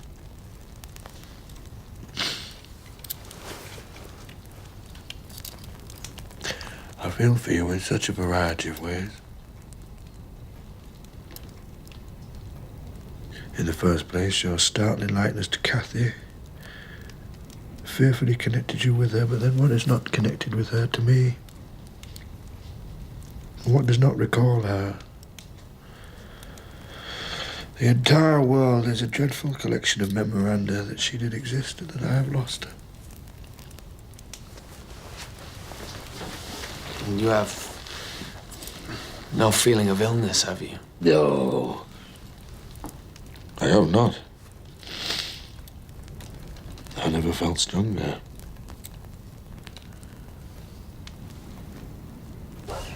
I think first you should kiss me for minding so well.